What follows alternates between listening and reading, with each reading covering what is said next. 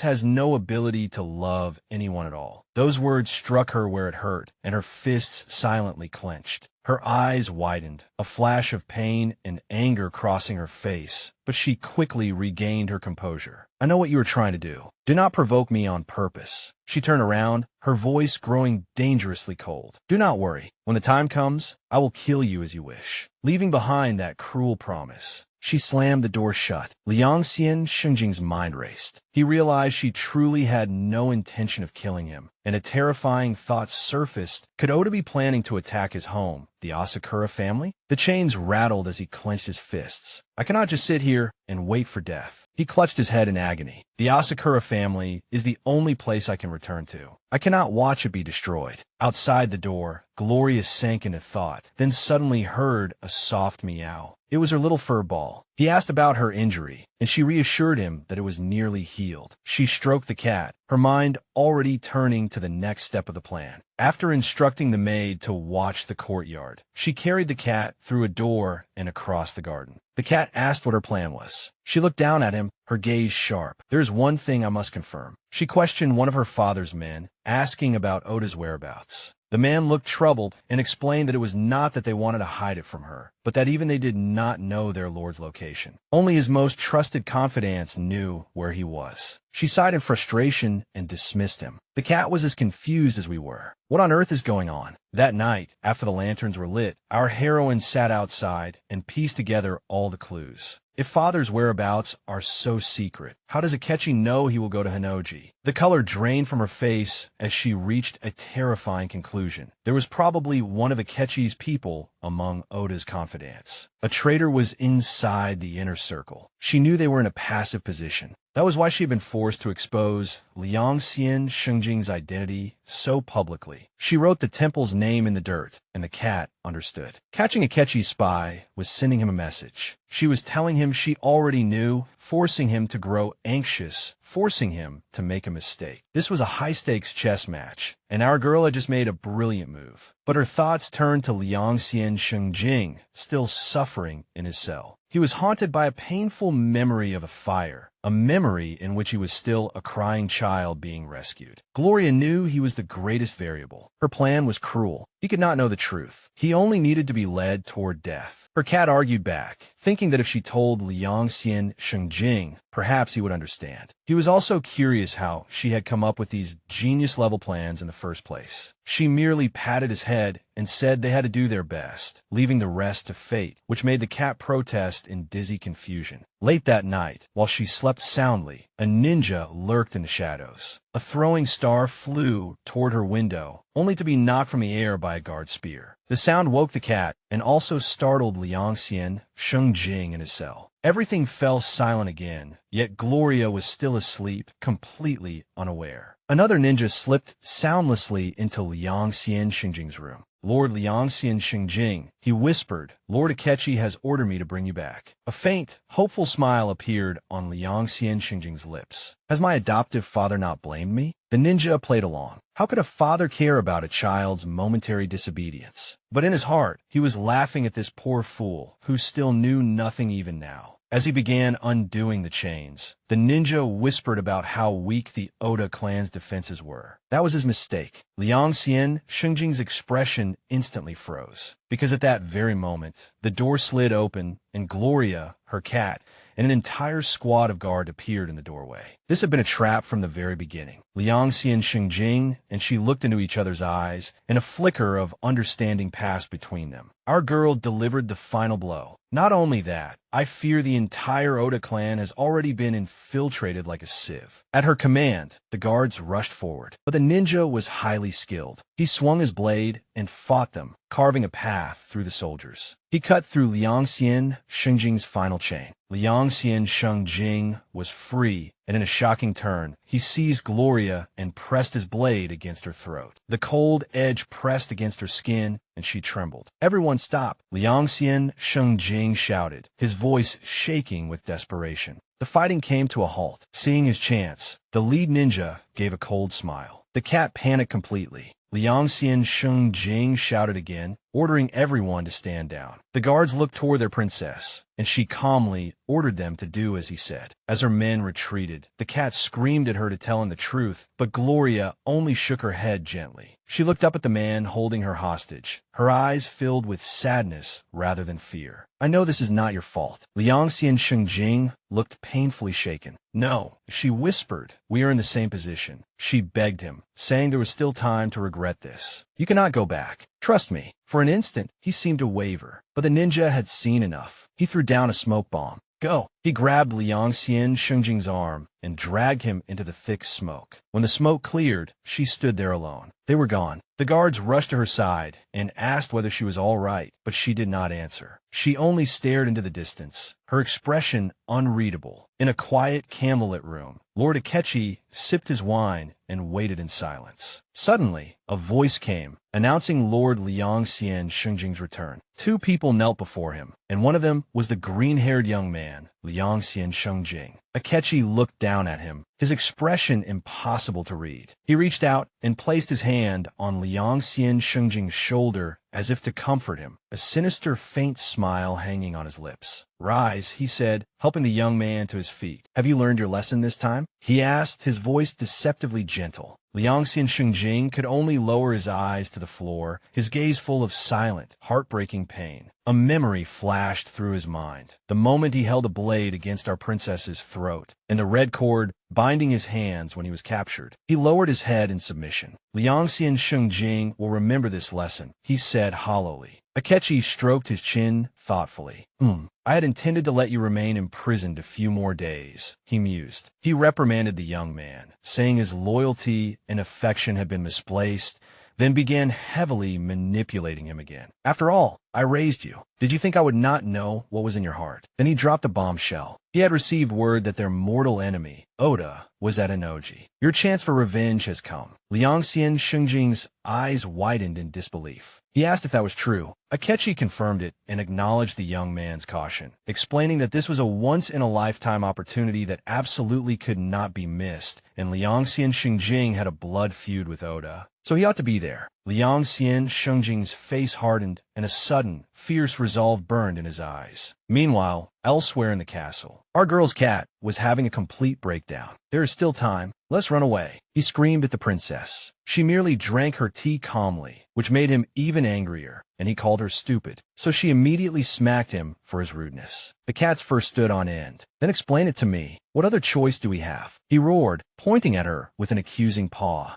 Our girl calmly explained that with her limited number of guards, the situation had never been under their control from the beginning. The cat was so confused he felt dizzy. What are you talking about? What trick have you come up with now? Oh, you have no idea. little furball. She revealed her extremely ruthless plan. Let Akechi kill Oda, then pin the entire matter on Akechi. Then she would set a fire and flee to the Holy Academy with Liangxian Shengjing, leaving Akechi to bear all the guilt. The cat was terrified. So it was supposed to be this simple, this cruel? Can we not just run away directly? She looked at him gently. That would be a little troublesome. It is all right, as long as we leave together. She gave him a mission. Go watch the Asakura clan and report back at once. The cat was taken away in utter confusion, unable to understand it all. Is it because I'm too stupid, or did she suddenly get her thoughts in order? He muttered, still not understanding why she was so determined to protect that bastard. Liangxian Shengjing. He sprang up and sped across the rooftops. Our girl watched him go, worry appearing on her face as she prayed he would find Liangxian Shengjing before Akechi did. A new day dawned, and a group of riders advanced toward the temple. Beneath a wide straw hat, Liangxian Shengjing rode on horseback, his face like a gloomy mask. He gripped the reins tightly. At last, this day has come. His mind was filled only with thoughts of avenging his clan. From a nearby rooftop came a meow, and the cat watched everything. It is time, he thought. Then, he immediately sprang into action. Before the temple gate, our princess arrived wearing a veil, ready for what came next. She told her attendants to wait until her cat returned before praying. Determination shone in her eyes, but a seed of doubt began to sprout. He still has not returned. Do not tell me he was discovered. She worried. Elsewhere, after taking a highly unusual route, he landed perfectly smack right on his face. He discovered a group of unconscious women and began searching for his target. He found her, grabbed her ankle, and tried to drag her away. But she woke up and furiously kicked him into the sky. Karma came crashing back down with a thud, landing right on the roof of our girl's carriage. It is getting dark. Hurry, she ordered the driver, and the carriage lurched forward while the meowing cat clung desperately to it for his life. Inside the temple, a monk welcomed Lord Oda and led him toward a private room. Oda's men looked extremely nervous. Lord Oda's gaze was sharp, while his attendant was drenched in sweat. He was practically sweating cold bullets from fear. Oda entered the room alone, stepping into the darkness. Why are the lamps not lit? He asked while cautiously backing away. Outside the door, the attendant shouted for him to stop and ran to fetch a lantern. But it was already too late. An assassin dropped from the ceiling, blade drawn. The guards outside heard the clash of swords and cried out in alarm. A spray of blood splattered sickeningly across the paper door, and a body fell heavily to the floor. Inside the room, the killer stood panting before the victim. It was Liangxian Shengjing. He immediately dropped to his knees. He stared at Lord Oda's corpse. I killed him. Reality struck him, and tears slid down his face. I finally killed him, mother. He whispered, finally avenging her. Just then, Lord Akechi appeared at the doorway. Move aside, he ordered his men. They rushed into the room with heavy chains, kicked him to the ground, and wrapped the chains around his body, binding him completely. Liangxian Shengjing looked up, his face filled with shock and confusion at the betrayal. Adoptive father, what is going on? Akechi's face was as cold as ice. He declared that Liangxian Shengjing, the last survivor of the Seiho clan, had murdered Lord Oda. Unfortunately, I'd arrived one step too late, he said with false regret, and could not save Lord Oda. Liangxian Shengjing could only stare blankly at him. Adoptive father. Akechi answered with a vicious kick. I have no such thing as you. He roared, revealing his true face. I raised you for 20 years. Now it is time for you to repay me. He grabbed Liangxian Shengjing by the collar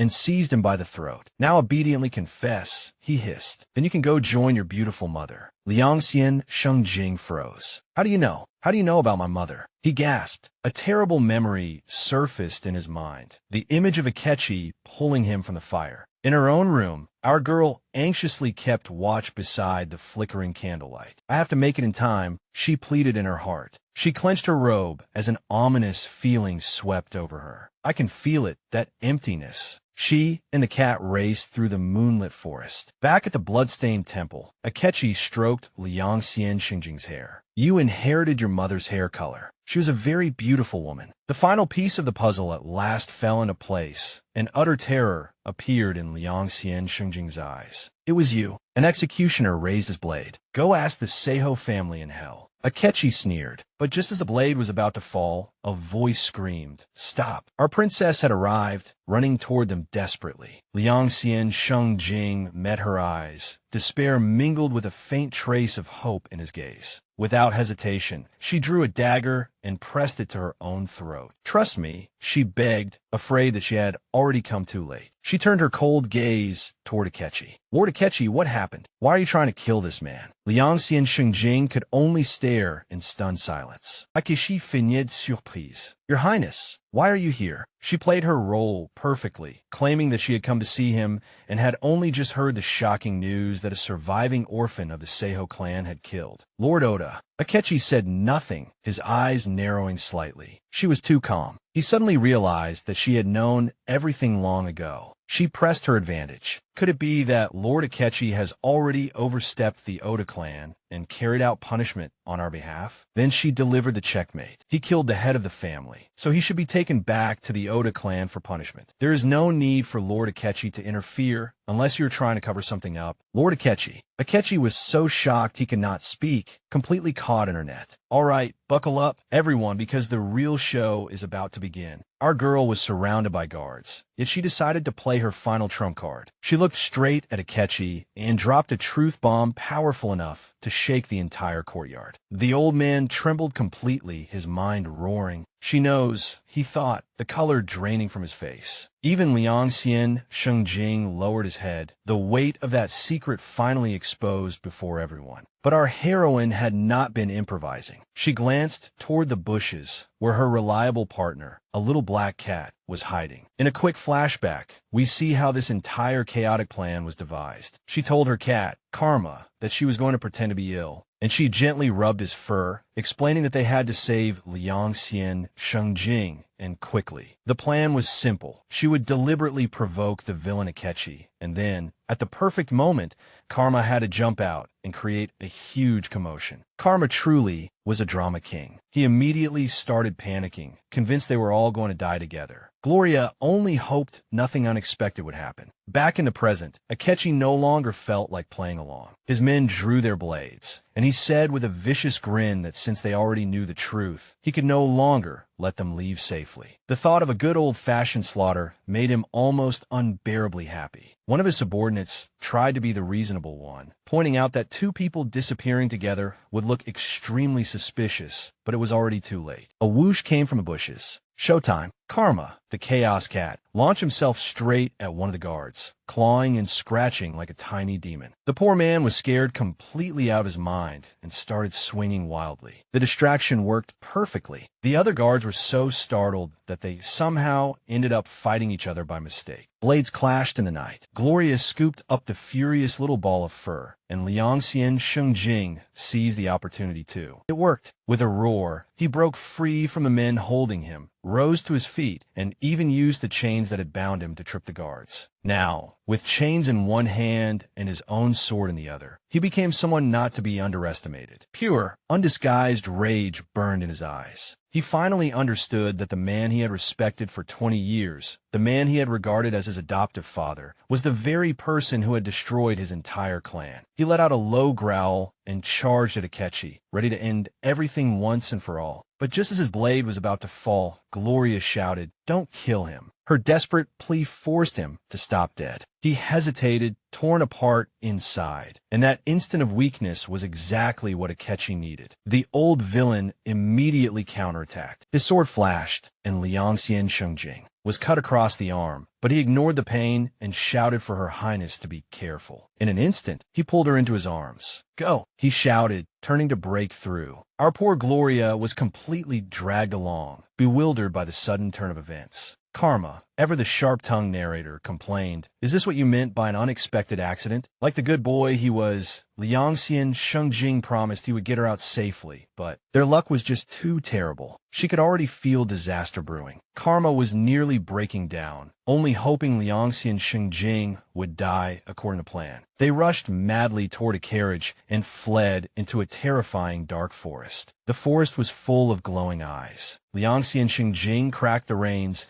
and urged the horses on, shouting for them to move faster, while Akechi's men pursued close behind. Inside the swaying carriage, the atmosphere was heavy. Gloria tried hard to stay optimistic, but Karma had had enough. She thought she needed a new plan to stop Liangxian Shengjing, while Karma sniffed out something suspicious. The cat lifted his head and said expressionlessly, "I don't think we need to hold him back anymore." Gloria's face instantly went pale with terror. It was the void outside. The carriage was surrounded. A massive shadow wolf leapt out of the darkness and tore the carriage to pieces. An entire pack of those demonic creatures appeared and swarmed toward them. The carriage was destroyed, and Liangxian Shengjing was thrown to the ground. He shouted her name. Wreckage lay scattered everywhere. Several miles behind them, Akechi's men were blocked by a wall of trees that seemed to have grown out of thin air. How was this possible? One guard stammered, but Akechi did not back down. "Cut them down. They must die today," he roared. Back at the crash site, Gloria was dizzy and disoriented. "Damn it, why are there wolves here?" she muttered. Liangxian Shengjing stood in front of her, sword in hand, completely surrounded by shadow beasts. She held the terrified Karma tightly, while Karma screamed that this was definitely not the death he had signed up for. Liangxian Shengjing launched an attack, but his blade passed straight through the creatures. He could hardly believe it. What the hell are these things? While he was still stunned, one wolf found an opening and lunged straight at our heroine. Karma was losing his mind, terrified that if the mission failed, he would be trapped in a cat's body forever. A terrible truth dawned on Gloria. "Ordinary weapons can't hurt them," she whispered, "and if they kill us, there won't be another chance. Their souls would be trapped in this dimension forever." Several miles away, a mysterious man with long white hair was sleeping. His eyes snapped open as if he had sensed danger. He rushed to the window, his expression grave. The void had begun to move. He clenched his fist, making up his mind. "It won't happen," he swore, because he knew she was the High Priestess, possessing the same power as him. Back in the forest, the wolf had already lunged before her, and Karma screamed in terror. Liangxian Shengjing shouted for her to be careful, but it was too late. Karma made a heroic and heartbreaking move. He threw himself in front of her and took the full force of the wolf's claws with his tiny body. He crashed heavily to the ground with a horrifying sound, injured and unconscious. Tears slid down Gloria's face. She watched in horror as the little cat whimpered that it hurt, and dark energy began seeping from his body. "Karma," she cried, pulling him into her arms. She held him tightly, her heart shattering into 1,000 pieces. The cat's final thought was about liking being held by her, and she completely broke down. Just then, another wolf attacked. Liangxian Shengjing pulled her into his protective embrace and shielded her with his own body. She looked up at him in shock as the beast leapt toward them. She closed her eyes, deciding she could sort out her feelings later. Right now, the only thing that mattered was surviving. At that moment, brilliant golden light burst from her body. The ancient man gazed at her in absolute awe. She glowed like a goddess, and with her newly awakened power, she spoke. "In the name of the High Priestess, I ask you, please fight for me." Light flowed from her into his sword. He knelt and solemnly vowed to accept that power. "Your Highness will always be my liege." He rose to his feet and promised that he would become the sharpest blade she could wield, now holding a sacred blade of light. He faced the wolf pack. One powerful slash unleashed a wave of golden energy that split the darkness apart. The shadow wolves that had once been untouchable were now cut down by holy power. Their forms dissolved into nothing beneath the night sky. When the last of the darkness disappeared, she stood under the full moon, clutching Karma's body tightly in her arms. Meanwhile, Akechi's men were still chopping down trees. When the old man saw the shadows in the sky vanish, he froze. What? His subordinates could only point speechlessly at the scene before them. But Akechi refused to be stopped. "Ignore it. Keep chasing them," he ordered, and they continued pursuing on horseback. Liangxian Shengjing helped her onto a horse and urged her to hurry. But when she looked down at the still, silent body in her arms, a new wave of panic surged through her. It was too late. Gloria stood at the edge of a cliff, her face filled with cold determination. "Hey," her companion called out by her title, but she knew it was already too late. Her starry eyes gazed into the abyss. She had to shake off her stepfather's men, who were closing in fast. Her green-haired guard told her to leave him behind and go first. But as the sound of hooves in the forest below grew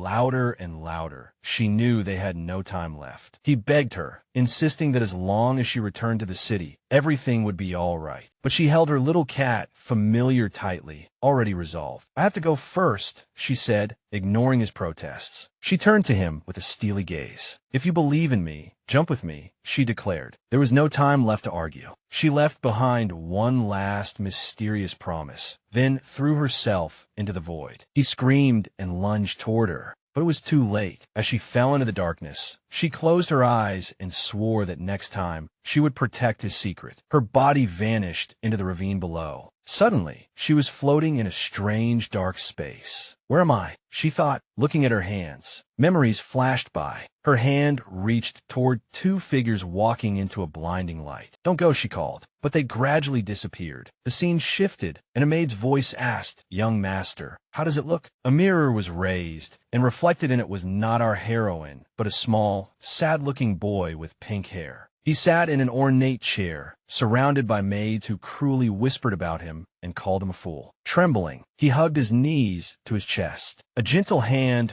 reached toward him and stroked his head with unexpected warmth. The little boy looked up and asked, "Who are you?" Then he saw the ghostly image of our heroine floating above him. A voice echoed, "You are me, and I am you." The scene cut to a pale hand on bedsheets. It was the hand of the pink-haired man, who lay unconscious in bed. His two companions stood guard beside him with grave expressions. One of them argued that they had to do something. The boy was innocent, and he was also part of the High Priestess they loved. But the others spoke the cold, cruel truth. If you want to protect one of them, you can only abandon the other. It was an impossible choice between one life and thousands. The pink-haired man suddenly sat up, clutching his head in pain. Then a familiar voice cut through the agony. "You're awake." It was Gloria, and she immediately reached out and held him in desperation. He sank into the embrace with a soft, resigned smile. As they held each other, she began to cry. Why are you the one who's hurt, but I'm the one crying?" She wept against his chest. He said nothing, only held her tighter. Then he gently pulled back, searching her eyes. "Could it be," he asked softly, "that you like me too?" Someone stood in the doorway watching them, his face unreadable. Gloria was simply stunned, completely unable to speak. She could not answer before a new voice interrupted. "Your Highness." It was the green-haired guard from the cliff. He grabbed her arm, and she turned around in shock. "How are you here?" He only smiled and held her tightly, which made the pink-haired man on the bed reveal pure, undisguised fury. A quick flashback told us why he was here. He remembered the last thing she had said as she fell, remembered her challenge for him to jump with her if he believed in her. As the enemies closed in, he made his choice. He truly leapt on faith, jumping from the cliff after her and plunging into the darkness. Back in the present, he held her hand and explained, "I decided revenge is not as important as you." He swore eternal loyalty, no longer as a servant of the Asakura family, but as her subordinate. Then he let our stunned heroine out of the room. A man at the door thanked the pink-haired man for saving her. The pink-haired man casually said it was nothing, but as soon as they left, he collapsed back onto the bed with a thud, completely unconscious. The impossible choice echoed again. To save one, the other had to be sacrificed. A hand stroked his head, and a voice hoped he would never have to understand such a terrible burden. Meanwhile, as Gloria walked with her new guard, she felt 4 other men glaring at her murderously, their eyes glowing red with anger. She stopped uneasily, and he gently held her hand, asking if she was still thinking about her cat. "He has a name," she snapped, pulling her hand back slightly. As if apologizing, he lifted her hand to his lips and kissed it gently. At his touch, the world around her shattered into 1,000 pieces, and she found herself floating in a void made of broken glass. Something he had once said echoed around her. "Because you exist, the sky is so beautiful." Then that memory cracked as well. An eerie voice whispered, "Did you see it?" She jerked her head around in surprise. The voice repeated, "You saw it, didn't you?" "What?" she shouted. A masked, shadowy figure appeared before her. "My name is Greed," he said, one of the incarnations of the void. He knew she had seen those memories, and he mocked her with a devastating question. "Have you ever wondered who you really are? Are you her?" "I'm not her," she shouted back stubbornly. "I have parents. I have an older brother. I have my own life." A family photo flashed before her eyes, but Greed leaned closer, his voice whispering like poison. "You enjoyed their love, didn't you? How greedy you must look in her eyes. You hurt her. Then he said the final, soul-crushing words. As for you, you are worthless. Back in the real world, the pink-haired man fell from the bed with a thud. He gasped for breath, desperately clutching his chest and begging her to wake from the nightmare. He could feel that she was trapped inside. Our heroine was fast asleep, unaware, while all the men had gathered around her bed. They realized the incarnation greed must have appeared and wondered what she would do now. Her hand unconsciously clasped the pink-haired man's hand. He was being swallowed by dark energy, struggling in pain. And in the void, Gloria sat across from her tormentor as a terrible truth was revealed. Their souls were connected. If one grew stronger, the other would die. The men could only watch helplessly. Her older brother called her name. Even her new guard looked on in pain, but they felt there was nothing they could do. The pink-haired man collapsed to the floor again, then was gently helped back onto the bed. Two souls tangled together in a chaotic dance of light and darkness, leaving only one heartbreaking question. If two connected souls fell in love, what cruel fate would await their future? Our poor Gloria was trapped in a nightmare, begging someone not to leave. Her older brother came in carrying a tray and heard her call his name. Even in sleep, she was desperately searching for him. He rushed to her side, held her tightly, and whispered comfort to her. She nestled against him, finally feeling safe. He gently asked if she wanted to go see him today, too.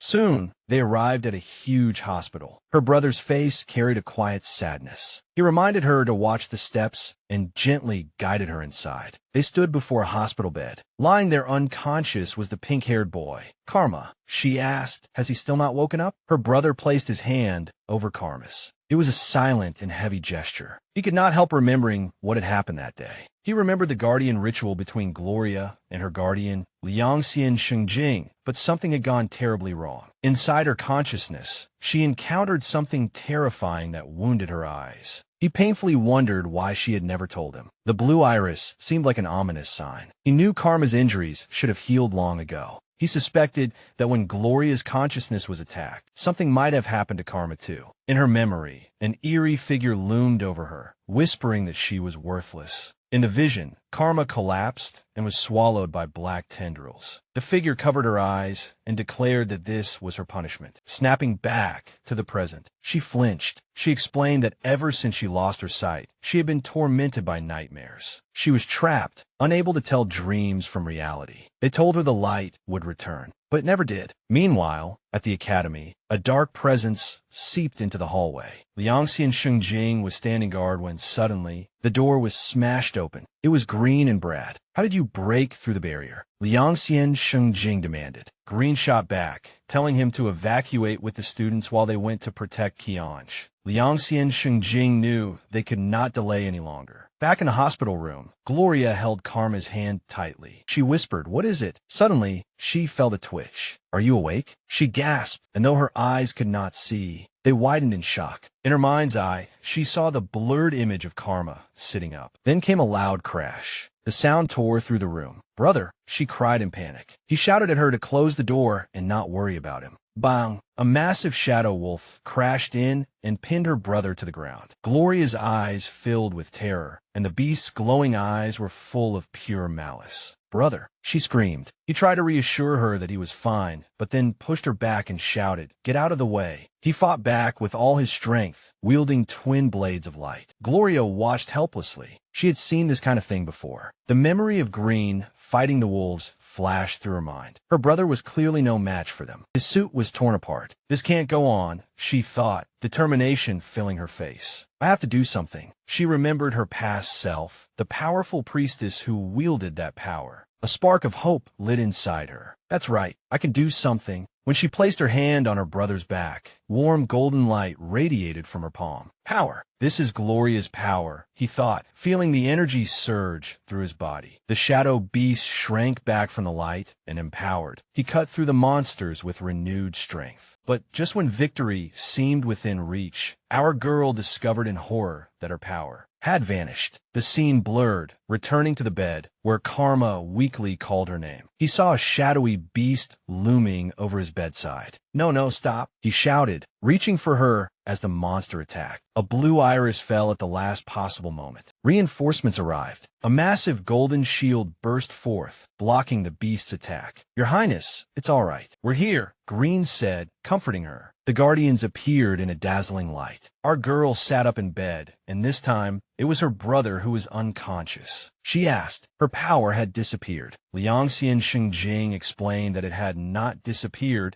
but had become unstable, which was why she had temporarily gone blind. He told her that there was no need to explain what was on her mind. Her power was connected to her guardians, and if she wanted to become stronger, she needed to find more guardians. Even if her body was weak, her soul was growing stronger. Karma listened, his expression unreadable. She understood, then turned to her still unconscious brother and promised she would take proper care of her injuries. She clenched her fist, new determination hardening in her eyes. "I can't let anyone hurt me again," she thought. "I need power." Later, her brother woke up, noticed something strange on his chest, and asked Liangxian Shengjing what it was. Liangxian Shengjing smiled meaningfully and said it was a reminder that Gloria was about to embark on a new journey. Now recovered, she asked whether her body could endure this mission, since only her soul would be going. He assured her that while she was away, he would recover at the academy. As they held each other's hands, her heartbeat began to quicken.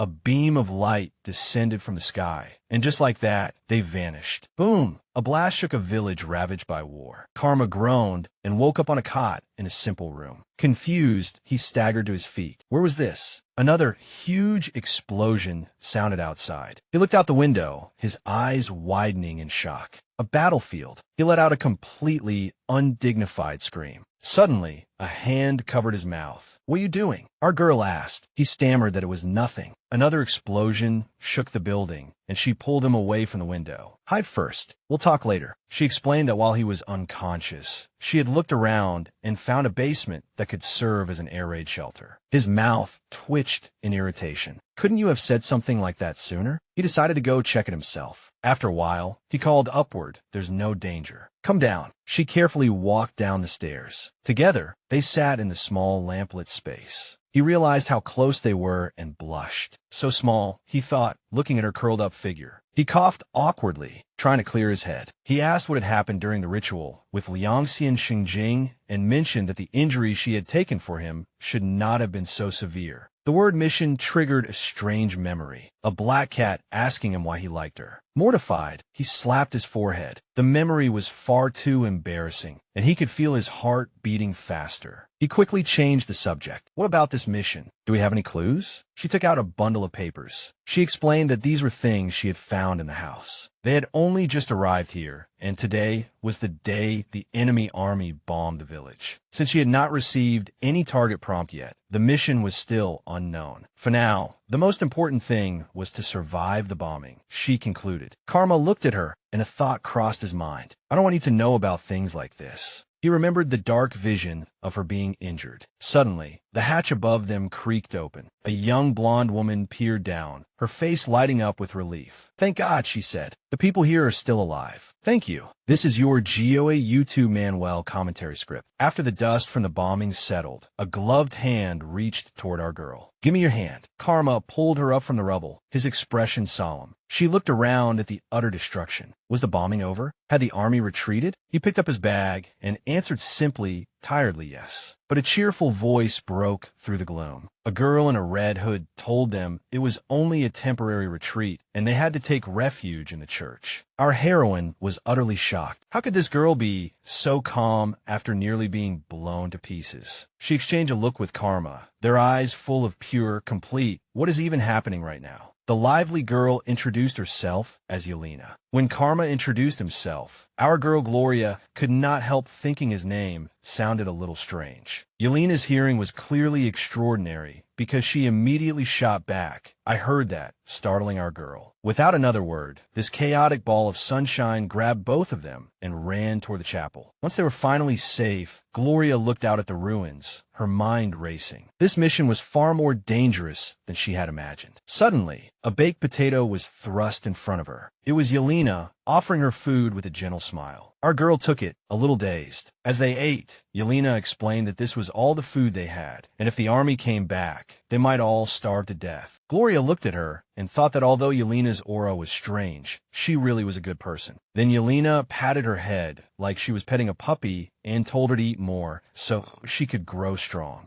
Karma and Gloria nodded at each other, then stared stiffly. They were already completely done with this. Just then, a man ran over and thanked Yelena for her brilliant plan, which had helped them rescue people and gather food. Karma leaned closer and whispered, "Is it her?" But Gloria shook her head and said no. Their cryptic conversation was interrupted by Yelena, who yanked them to their feet and promised to show them something fun. And by fun, she apparently meant watching an old man play a game. Yes, very exciting. The silence was deafening. Then she led them into the autumn woods. The two peeked out from behind a tree, utterly confused. A white rabbit hopped into view, and Yelena suddenly pulled out a slingshot. Oh, so that kind of fun. As she aimed, her expression turned unusually serious. The stone flew out with a crisp whistle through the air. A direct hit. Karma and Gloria could not help applauding, genuinely impressed. But their celebration was interrupted by a thunderous noise that shook the forest. Karma instinctively grabbed our girl's hand. He turned to her, his voice full of concern. "What's wrong, little Gloria?" She had completely collapsed to the ground, overwhelmed by the sound. Through the trees, they saw them, the soldiers. They were back. They immediately ran, but Gloria suddenly froze. In terror, she whispered, "It's too late." The soldiers were heading straight for the chapel, where all the villagers were hiding. Yelena's gaze hardened, and her grip tightened around her slingshot. Karma pressed her on what she intended to do. "Don't be reckless," he warned. She knew he was right, but she could not do nothing. Yelena proposed a dangerous plan. She would act as bait and lure the soldiers away, while the other two ran back to warn the villagers. But Karma immediately rejected it. It doesn't take two people to deliver a warning. It was too dangerous. He made the decision. He and Yelena would act as bait. Our girl began to protest, her eyes widening with worry for them. Karma had no time to argue. He swiftly struck the back of her neck and knocked her out outright. "Your stamina isn't as good as mine," he said bluntly, holding her unconscious body. Yelena giggled. "Haha, you two have such a good relationship." Karma's face twisted in irritation. "We do not," he denied in a panic. Yelena only smiled smugly, thinking it was far too obvious that he cared about her. With our heroine temporarily out of action, Yelena whispered the new plan to Karma. She would create the first distraction. She drew back her slingshot. "Aim, fire." A soldier fell with a thud. "No, Yelena," someone shouted, and Gloria, now awake, broke into a run. She ran with all her strength, praying that Karma was safe. "You absolutely cannot get hurt again." She rushed into the church, only to find it eerily empty. Then she remembered the air raid shelter. She yanked open the trapdoor, and a relieved voice called out. The priest immediately asked where the other two were. She quickly explained that they were distracting the army, but the priest told her something shocking. Their guerrilla forces had arrived and were driving back the enemy. Her heart sank. Gunshots rang out outside, and the priest shouted for her to get down. A terrible realization crashed over her. Their sacrifice had been meaningless. She had to go back. She had to find them. Meanwhile, Karma and Yelena were desperately running for their lives. Karma's foot caught on a tree root, and he stumbled. He pushed Yelena forward. "Don't worry about me. Go hide." But she hesitated, seeing the soldiers closing in. In that terrifying moment, she looked at him and said, "You really are a gentle person." The two exchanged a brief, heartbreaking look. Suddenly, gunfire erupted in the forest. Back at the shelter, our girl heard the sounds of battle. "No, I have to find them." She used the system's ability and quietly crossed the battlefield. She found an allied soldier and tried to ask where her friends were, but he grabbed her wrist, stopping her from rushing into the line of fire. He pointed toward the enemy soldiers firing from between the trees. At the same time, Yelena told Karma to keep running while she provided covering fire. Karma ran off, gasping for breath. Then Yelena's slingshot knocked down another soldier. She showed a small smile of victory. She prepared her weapon again, only to find that her little pouch was nearly empty. "I only have one stone left." Panic began to rise. Back with our heroine, she pleaded desperately with the soldier. "My friends are in the woods. I have to save them." But he would not listen at all. For her safety, he tied her to a tree, refusing to believe her words. She struggled helplessly against the ropes. Yelena's system notification appeared, and several small stones dropped onto the ground by her feet. She understood. This was the cruel logic of the game. Mementos left behind by the dead. A cry of victory rang out. The enemy retreated, and the battle was over. But our girl was still tied to the tree, beginning to doubt her own existence. The priest found her and asked what she was doing there. He began untying the ropes. She heard footsteps approaching. She looked up, and her breath caught in her throat. Karma-yu. It was him. He was carrying Yelena on his back, injured but alive. They had done it. We're fine, he said gently. What about you? All she could barely manage was, I'm fine, as she watched the being taken away. Then a tear slipped down her cheek. She touched her face, completely confused by the overwhelming emotion. Why am I crying? All right, let's jump right back into this emotional roller coaster. Our Karma was bandaging Yelena's ankle while she gently scolded him for not mentioning his own injuries. But as she watched them, our girl Gloria was clearly not comfortable. She gritted her teeth, trying to suppress some complicated emotion. After coming back to herself, she walked up to Karma. I have something to tell you about the Guardian, she said with heavy resolve. But before she could get to the point, Yelena interrupted and asked if Gloria was all right. Karma immediately cut in. We can talk about that later. With that, he decided he and Yelena would go to the church for help. He left Gloria where she was and walked away with Yelena, leaving the poor girl all alone. She watched their shadows disappear, one thought filling her mind. How annoying. Later, in the church's makeshift infirmary, the air was filled with pain, while the far too perfect Yelena tended to the wounded. She wore a saintly smile. Gloria stood in the doorway watching, feeling completely useless. In the end, she decided to help, grab a basket, and wove between the crowded pews. But of course, disaster struck. As she carried a heavy bucket of water, someone bumped into her, and with a splash, she fell to the floor, soaked and horribly embarrassed. She just sat there in her puddle of failure. As the man apologized, Karma suddenly appeared and grabbed her arm. She's never done this kind of thing before, he explained, as if she were a fragile doll. He dragged her outside, away from prying eyes. What were you thinking? He demanded. Gloria could only vaguely talk about the mission, saying she should focus on it. That made Karma explode completely. Is the mission right in front of you all you can see? He snapped, gesturing emotionally. So many people are hurt. Can't you see that? She insisted that they were only travelers, and these people were from the past, then asked if he planned to stay here with them forever. Gloria fell silent, stunned by his harsh words. Karma turned away in frustration. Forget it. You wouldn't understand, he muttered, thinking that there was no place for him in her eyes anyway. But then something changed. Karma, I feel strange, Gloria said in a trembling voice, grabbing his arm as tears suddenly poured down her face. I don't know why, she cried. Why does it hurt when I see you with Yelena? Her confession spilled out. Why am I crying? Why can't I stop looking at you? Bang! Karma was hit directly by emotion. His face turned bright red, a tiny Cupid's arrow striking right in the center of the target. The boy was completely stunned. He tried hard to act calm and reached out to put an arm around her. Let's go find a towel, he said, trying to sound normal, but his inner monologue had already turned into a complete mess of lecturing and panic. He panicked so badly that he started blurting nonsense out loud, leaving Gloria utterly confused. Back inside, a priest praised Yelena for her hard work, and she gave a sweet, satisfied smile. When our chaotic pair returned, Yelena immediately asked what had happened. Karma quickly smoothed things over, saying Gloria was just clumsy, and asked for a change of clothes for her. Yelena cheerfully agreed, practically skipping off to get them. While Yelena helped our girl change clothes, Karma waited outside. Little Gloria is so soft, she sighed, and Gloria shyly thanked her. Yelena was completely enchanted.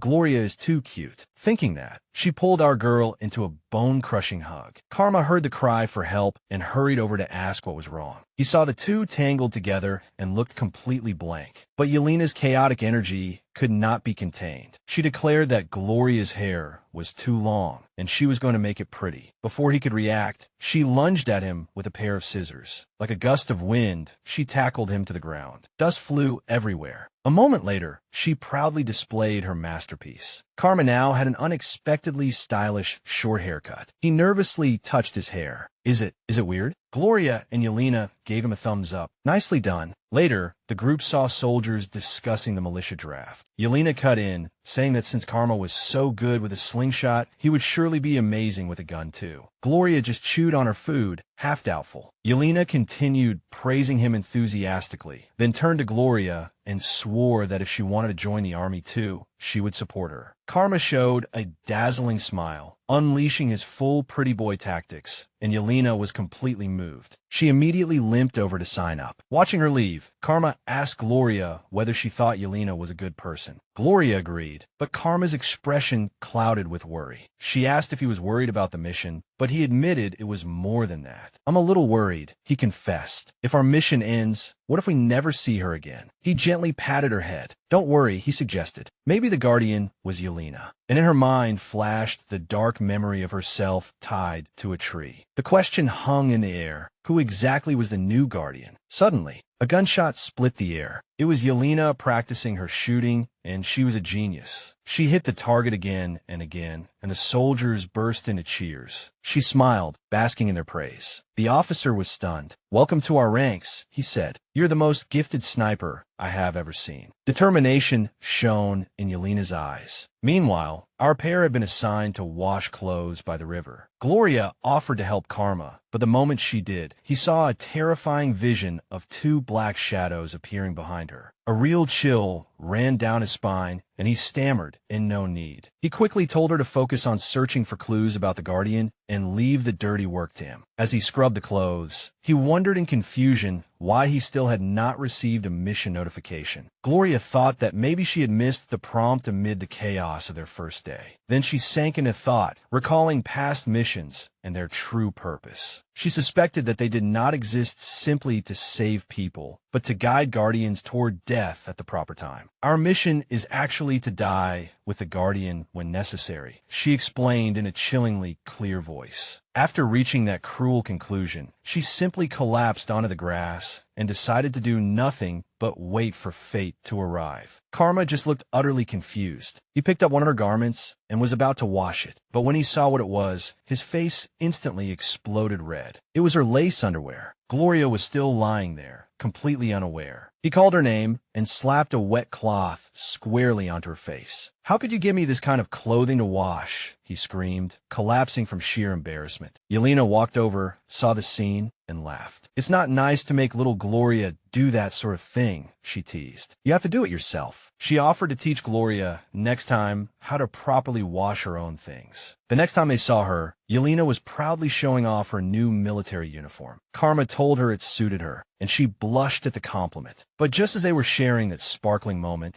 the familiar, irritating sting rose in Gloria's chest again. Yelena's heart was pounding wildly. In her heart, she thought of this moment as she looked toward Karma, who was treating his injured leg while speaking encouraging words to her. She had made up her mind. "I want to tell him." She took a deep breath, her gaze locked on him. "Karma, I like." And then we came back. Just as the atmosphere started heating up, Yelena suddenly dropped a bombshell confession on Karma. "I like you," she said in a trembling voice. With war imminent, she knew she had to tell him now. But the poor heroine hiding nearby felt a familiar bitter sting. "So annoying," she whispered. Karma was completely caught off guard, stammering her name in shock. This was too much for Gloria. "I can't stay here," she thought, heartbroken. She rushed out and splashed straight into the nearby stream. Karma spun around, panic filling his eyes. The clothes she had been washing were floating away. He hurried into the water to rescue the runaway garments. He finally caught them and felt incredibly proud of his heroic deed. That was so lucky, he thought, completely unaware of the situation. He turned to Yelena, and the mood had been completely shattered. "I don't know how to respond to your feelings," he admitted, then delivered the heavy blow. "I'm sorry, Yelena.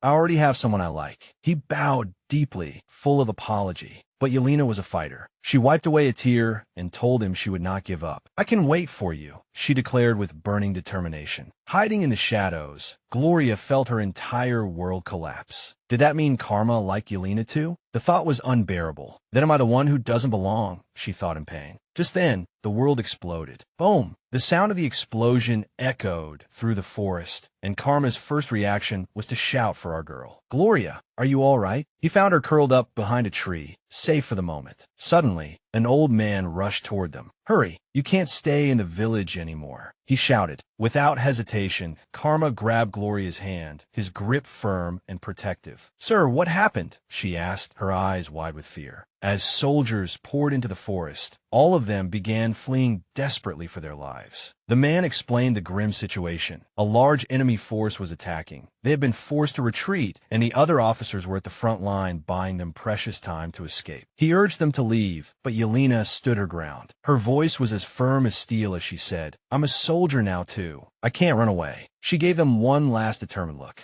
Then she sprinted toward the battlefield. The man shouted after her, but she was already gone. Karma turned to Gloria, his expression serious. "Gloria, we're good friends, right?" He told her he could not just abandon his friends and let them die. "Protect yourself," he said gently but urgently. "Wait for me to come back for you." With that, he disappeared into the chaotic crowd. "Karma!" she screamed, reaching for him, but he was already gone. Her world went pitch black, as if she had fallen into an endless void. Another massive explosion tore through the sky and destroyed a nearby chapel. Gloria staggered through the smoke and happened to run into a soldier. He pointed at her, but all she could hear was Karma's voice in her mind, talking about guardians. The soldier shouted at her to retreat, but our girl's heart had already shattered into pieces. "Why does my chest hurt so much?" she thought. Then something inside her snapped. She kicked the soldier hard in the stomach. After snatching his rifle, she ran. "Sorry, I'm borrowing this." She had to find Karma. She had to find out the answer about him and Yelena, no matter what. Meanwhile, Yelena was as fierce as a natural disaster, taking down enemies in the trenches. Karma was nearby, but he had already been spotted. A soldier took aim and fired. But at the critical moment, Gloria appeared with a rifle. "I want to be with you," she declared. She grabbed his arm, and together they plunged into the trench, just as Yelena arrived too. Karma only looked at Gloria, something in his eyes that she could not understand. A shell landed nearby, and he immediately shielded her with his own body. "What are you trying to do? Getting distracted at a time like this?" he scolded, clearly terrified. He could tell she had a stomach full of questions to ask, but she hesitated. He urged her on, his voice tight with urgency. "What exactly are you trying to say? Don't hesitate at a terrible time like this." But she could not say it. How could she confess now, when she thought he loved someone else? Then a flash of understanding crossed his face. He looked at her, his voice almost a whisper. "Are you jealous?" Before she could answer, his eyes widened in fear. "Can't you be more careful?" he screamed, pushing her down to the ground. A gunshot rang out, and a flash of light crossed his chest. Blood splashed on her cheek, and he fell into her arms. "It's all right," he said weakly, his life draining away. "I'll always be by your side." Then the whole world burst apart in a blinding explosion. The scene cut to a clean office. Someone was reporting to a man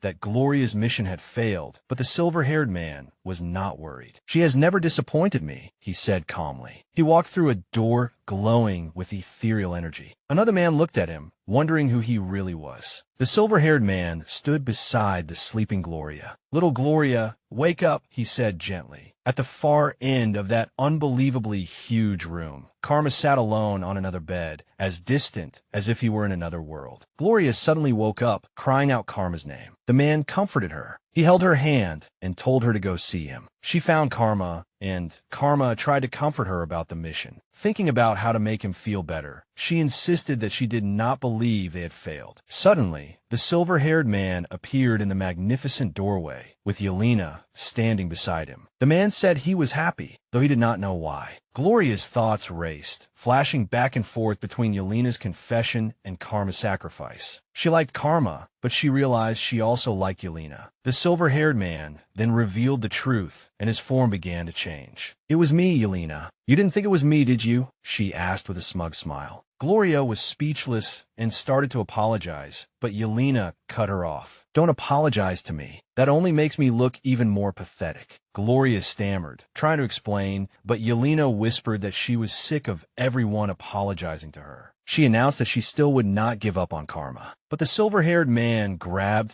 the illusion of Yelena. "Your soul is still too weak." As he spoke, he dragged the struggling girl away. Gloria and Karma were left where they were, in complete confusion. Gloria noticed how much Yelena's personality had changed. The room fell silent. It was so quiet that she could hear Karma's heartbeat. He took her hand, and she realized that this mission meant far more than she had imagined. A whirlwind of jealousy and happiness swept over her. Karma looked at her gently. "Forgive me for not telling you," he said, kissing her hand. I thought you wouldn't believe me. Do you understand now? Everything that made you feel strange all came from me. Am I not allowed to like you? He asked her how she felt, and she blushed, her heart pounding like a drum. I like you too. The door was suddenly thrown open, and her older brother barged in, interrupting the perfect confession. Gloria, we're going home for dinner, he said, glaring daggers at Karma. The love triangle instantly escalated into all-out confrontation. As our girl walked with her overprotective brother, he suddenly asked why she wanted to go to class now. She merely kicked at the ground and casually said she was bored. He gave her a suspicious, sidelong glance. Really, he asked. Clearly, he did not believe her at all. As they walked away, we saw a figure hiding behind the corner, watching them leave. Her brother leaned in and whispered, "Is it because you're bored, or because you want to see someone special like me?" Our girl's face instantly turned bright red. He had hit the mark completely. He only laughed it off, patted her head, and said, they were going to be late. Meanwhile, our poor stalker boy collapsed on the ground, panting. Shocked by her brother's sharp senses, he desperately wondered how he could ever get close to her. He threw a tiny tantrum on the ground, but then he remembered his mission. He had to tell her the answer he had failed to say before. He clenched his fist, his determination reigniting. And so, Operation Leave Gloria Alone for the whole day began. He crept through the bushes like the most obvious spy in the world. But every time he was about to get close, her brother happened to be right there, ruining his chance. The poor guy was almost withered by frustration. Finally, her brother said he would wait for her outside a building. This was the chance. As soon as the door closed, Karma made his move, climbing through an open window like an action movie hero. He landed perfectly, called her name, and prepared to finally talk to her. But his bad luck continued. Every time he thought he had finally cornered her, she was surrounded by other people. He went back to hiding in the bushes. But then he saw it. She was finally alone. She was sitting on a bench. Now was the time. But just as he was about to make his grand entrance, the headmaster appeared and wanted to talk to her for a few minutes. Karma practically gave up on life, planting his whole face into the grass and radiating total surrender. Later, our girl went to the library and told her brother she could handle things herself. Karma was in the library too, depressed over his failed day. Then he saw her asleep in the history section, lying over a pile of books. He quietly approached her with a gentle smile. He had followed her all day and finally found her here. He leaned closer, thinking she was so cute he could practically die. Just then, her eyes softly opened, and she saw his face only inches from hers. Her heart pounded wildly in her chest. Then she whispered a sentence that made his entire world stop. "Karma, I've been waiting for you." He realized they had almost kissed, and she asked whether he had been waiting all this time to tell her something. He panicked completely, his mind flashing back to his confession. But she spoke first, her voice full of emotion. "My answer from last time is that I like you too," she confessed, admitting she had never felt this way before. She took his hand and said she wanted to try. He gently pulled her into his arms, his heart nearly taking flight. He told her they could take it slowly and that he was already very happy she had given him an answer. He held her tightly, thinking, "You're finally mine." But elsewhere, things were not nearly so romantic. Her brother was in the headmaster's office, raging over some artistic disaster. The headmaster insisted he was telling the truth and said he could not bear to see her hurt. He told her brother that the two of them should go to the gate of eternal time. Her brother angrily kicked the desk. Back with the new couple, Karma was asking our girl out on a date when a strange energy suddenly crackled around them. Her brother suddenly appeared and yanked her hand out of Karma's. But before an argument could break out, another man appeared and announced that Yelena had returned and that the guardian ritual was about to begin. He gave Karma a smug look and said he probably would not be interested anyway, which left Karma completely stunned. He watched her leave, his mind in chaos. He told her he would wait for her, gently stroked her hair, and promised that they still had plenty of time in the future. As she walked away, her brother cast Karma an icy look. She must never know, he warned. He would not allow anyone to hurt her. At the ritual, the headmaster announced that they could begin. A woman named Yelena introduced herself, saying she was Gloria's new guardian. But when she reached out to touch our girl, that sweet smile turned into a demonic grin. She called Gloria a greedy child who had to be punished. Suddenly, a figure wearing a dark mask appeared from behind. He covered Gloria's eyes. She screamed, but the headmaster told her it was all right. He took her hand. Her whole world dissolved into a starry void. The masked man appeared again. "It's good to see you again," he said with a chilling smile. Meanwhile, Karma was being swallowed by raging dark energy. He clutched his head in pain, realizing that these changes in his body were connected to her ritual. In the void, she was now trapped in a cage. "What exactly are you trying to do?" she shouted. The figure only laughed and told her to guess. She realized this was different from last time. He had imprisoned her, and the person most affected would be Karma. Memories slammed into her like a truck. Karma had been injured because he saved her. He was the variable. She realized in panic that she had to get out immediately. We saw a terrifying sight. Karma was crushed by the darkness and collapsed. A demon horn grew from his head. She screamed his name, begging the figure's stop. He only grinned and revealed his true goal, to gain freedom and return by fighting against the righteous order. He leaned in threateningly. Gloria woke up on the floor of the ritual room. The headmaster and Yelena told her everything was fine, but she did not care at all. Her mind was filled only with Karma. She had to see him right away. She rushed out of the room and began pounding on his door, shouting his name from outside. He was collapsed on the floor, still fighting that dark energy. The darkness finally faded, and he staggered to his feet, dizzy and confused. He opened the door just as she fell into his room. He found her unconscious on the floor and could not help smiling, thinking she must have waited for him all night. He gently carried her to his bed. When she woke up, she mumbled that she had been worried about him, but remembering her brother's warning, she hid the vision in her heart and did not mention it. Pale-faced Karma claimed he was only a little dizzy. Then a mischievous smile flashed in his eyes, and he said, "Kiss me, and I'll get better." He leaned closer to her, his intention all too obvious. She was so nervous she was about to fall apart, but he merely held her gently and told her they could take it slowly. She whispered, "Okay," but the romantic moment was shattered by a loud notification. The glowing bracelet on her wrist lit up. It was a message from Moses. A new mission had arrived. The mood was officially destroyed, and both of them stared at the mission alert. All right, amid a swirl of cosmic dust, our heroine and her partner floated in a dreamlike space, their hands clasped like a silent promise. An invisible voice asked whether she was ready. She answered solemnly in a whisper, "Yes." Suddenly, she returned to reality, lying weakly in bed. A mysterious voice echoed in her mind. The final instruction from a distant world: the soul will guide you to find her. The scene shifted to a grand stage, and the memories of the body she now inhabited began to play. Song filled the air, a heartbreaking ballad from a pink-haired diva. This was Gevita, the ever-blooming rose, a superstar standing at the peak of fame. But just as she sang the final note, things suddenly went terribly out of control. The microphone slipped from her hand, she gasped, and she collapsed on the stage, throwing the audience into chaos. Backstage, her manager completely panicked. It was not only Gevita. Our heroine, Gloria, had also fainted. But a black-haired man suddenly appeared, calm as ice. "There's no need for a doctor," he said. "I will take the young lady home." The manager could only watch in shock as this mysterious bodyguard picked up our unconscious heroine and left. The news exploded overnight. The newspapers were merciless. Superstar Gevita had collapsed. A few days later, our girl was recuperating in a luxurious mansion, calmly reading the reports declaring the collapse of her public image. She hummed softly, piecing together the puzzle of her new life. Her partner Kion brought her a stack of documents while chattering endlessly about how beautiful she was. She handed him a key report, a strategy already forming in her mind. Kion patted her head and smiled brightly. "I didn't expect to become your assistant this time," he said, but he was happy to take care of her again, and he had finally escaped his identity as an enslaved pet. Our girl ignored his adorable showing off and hurriedly searched through the newspapers. "Found it," she shouted. She had discovered the identity of Gevita's lover, a powerful councilman named Bilan. The headline was full of scandal, implying that Gevita would abandon her career to marry him and support his political campaign. Kion read the article and broke out in a cold sweat. He knew her overprotective brothers and father would never be happy about this. The illusion of a woman who blinked haunted him, reminding him of the chaos to come. But our heroine had already sunk into thought. To complete the mission, she had to keep playing the villain's lover, but she was certain of one thing. This Bilan was not the Guardian. A mysterious figure appeared in her mind and asked why she was so sure. She explained that Guardians were always seemingly insignificant side characters who would have a major impact on history. Kion agreed. Bilan was destined to become president, which made him far too important to be their target. Then a crucial question surfaced in her mind, leaving her completely stunned. Who sent the two of us back that day? Meanwhile, in a magnificent office, Bilan himself learned about Gevita's situation. He coldly dismissed his assistant, sent her flowers, and arranged a dinner. Once he was alone, his mask slipped. He stared at Gevita's photograph. With a dark look in his eyes, he thought, how could you not come back? I had such high hopes for you.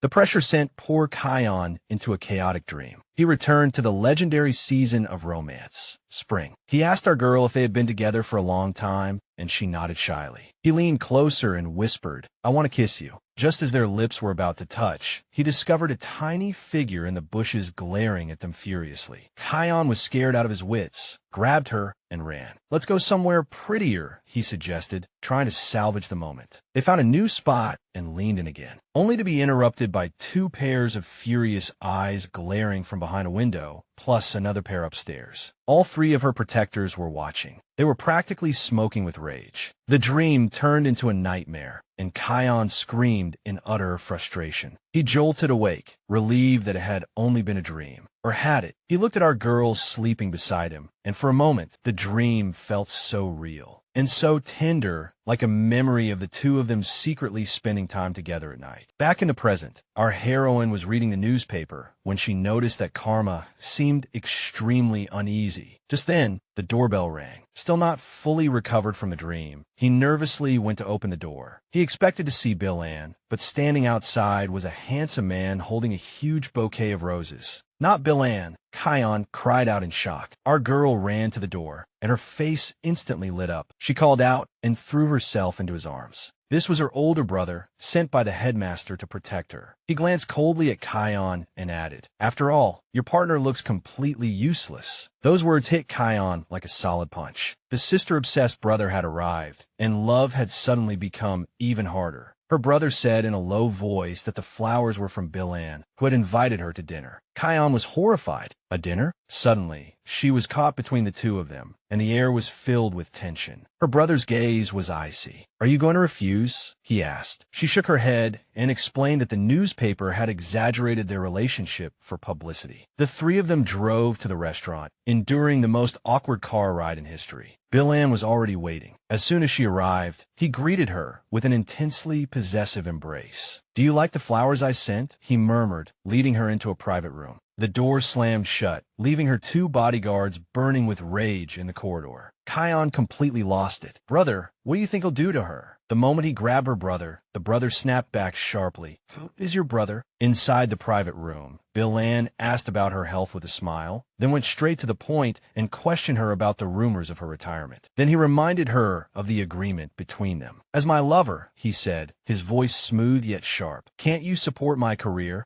Our girl narrowed her eyes. Are you threatening me? Bilan only smiled. How could I? I love you. Outside the door, Kion made a terrifying discovery. According to history, he told her brother, Bilan does succeed, but he dies in a car accident soon after. Since her current role is tied to him, his fate might drag her down with him. This mission had suddenly become dangerous and complicated. When dinner ended, Bilan came out with his arm around her. Kion immediately stepped forward, insisting that she needed rest. Bilan kissed her hand, making one final possessive gesture. As soon as he left, her brother asked whether she had been bullied. Before she could answer, Kion grabbed her hand and angrily wiped away the kiss Bilan had left. The situation isn't what I imagined, she told them. Let's go back. As they left, she dropped a crumpled note. Her brother remained alert and quickly caught it. At the same time, a mysterious woman in red disappeared at the end of the alley. Later, back in the room, our heroine opened the note. The message on it was short and chilling. Do not get close to him. All right, buckle up, cuties, because things are about to go completely out of control. Our girl and her brother only wanted to leave a luxurious party quietly. The guards were leading them toward the car. and everything looked perfectly normal. But this is a comic, and normal usually only lasts about 5 seconds. Because suddenly, boom, an explosion shook the entire street, throwing people into the air and trapping them behind the heavy gates. The world turned into chaos and debris, and her brother immediately threw himself over her and their pink-haired companion, shielding them from the blast. Outside, masked men were wildly spraying bullets at their car. As more gunmen rushed into the building, the situation became dire. They broke into a run, but they were completely exposed, with bullets whistling over their heads. They rushed into the now empty restaurant and threw themselves to the floor for cover, huddling together in a sorry heap. The pink-haired brother gnashed his teeth in fury, blaming that useless villain for not arranging security. But her brother had gone fully into action mode, focusing only on finding a way out. Just then, he saw her, the mysterious girl running along the back alley. Inspiration struck. That was their escape route. He quickly explained the plan, and they immediately rushed up the stairs toward a high window. Outside, the remaining guards were still confused, thinking they had already left. The getaway car tried to break out, but it was useless. They were surrounded. The mob realized their prey was still inside the restaurant. Our girl reached the window and looked down into the dark alley. Her brothers were waiting there. "Gevita, hurry, jump down. I'll catch you," the pink-haired one shouted, his voice tight with anxiety. She hesitated for only a second, looking down at her brother. But before she could jump, the black-haired brother shoved his own brother aside, his eyes seeming to say, "Move." Then, in a move that would make any romance novel swoon, he caught our girl perfectly in his arms. And the other brother? Oh, he basically turned into a cloud of pure, undisguised rage in the background. They wasted no time and sprinted down the corridor. Then they blocked the door behind them with a heavy wooden crate. Moments later, the gunman broke through, only to find that the alley was already empty. After safely returning home, the three of them sat on the sofa, the terror of the night still weighing heavily in the air. Our heroine thought back to the mysterious message she had received, wondering whether the sender could be her own brother. The tension was so thick it could almost be cut with a knife, and both brothers sat in gloomy silence, each lost in his own thoughts. But there was at least one thing they agreed on. Bill-Ann was a complete and utter bastard. Just then, the doorbell rang. The pink-haired brother went to open the door, only to be stunned by a man holding a ridiculously enormous bouquet of roses and an invitation from Bill-Ann. Before the man could finish speaking, he slammed the door in his face. He stormed back, explaining that Bilan's secretary actually had the nerve to show up. Our girl then revealed the disgusting truth. Bilan had once threatened her entire career to force her to help him. The two brothers exchanged a dark, silent look, their anger almost visible. You could practically imagine how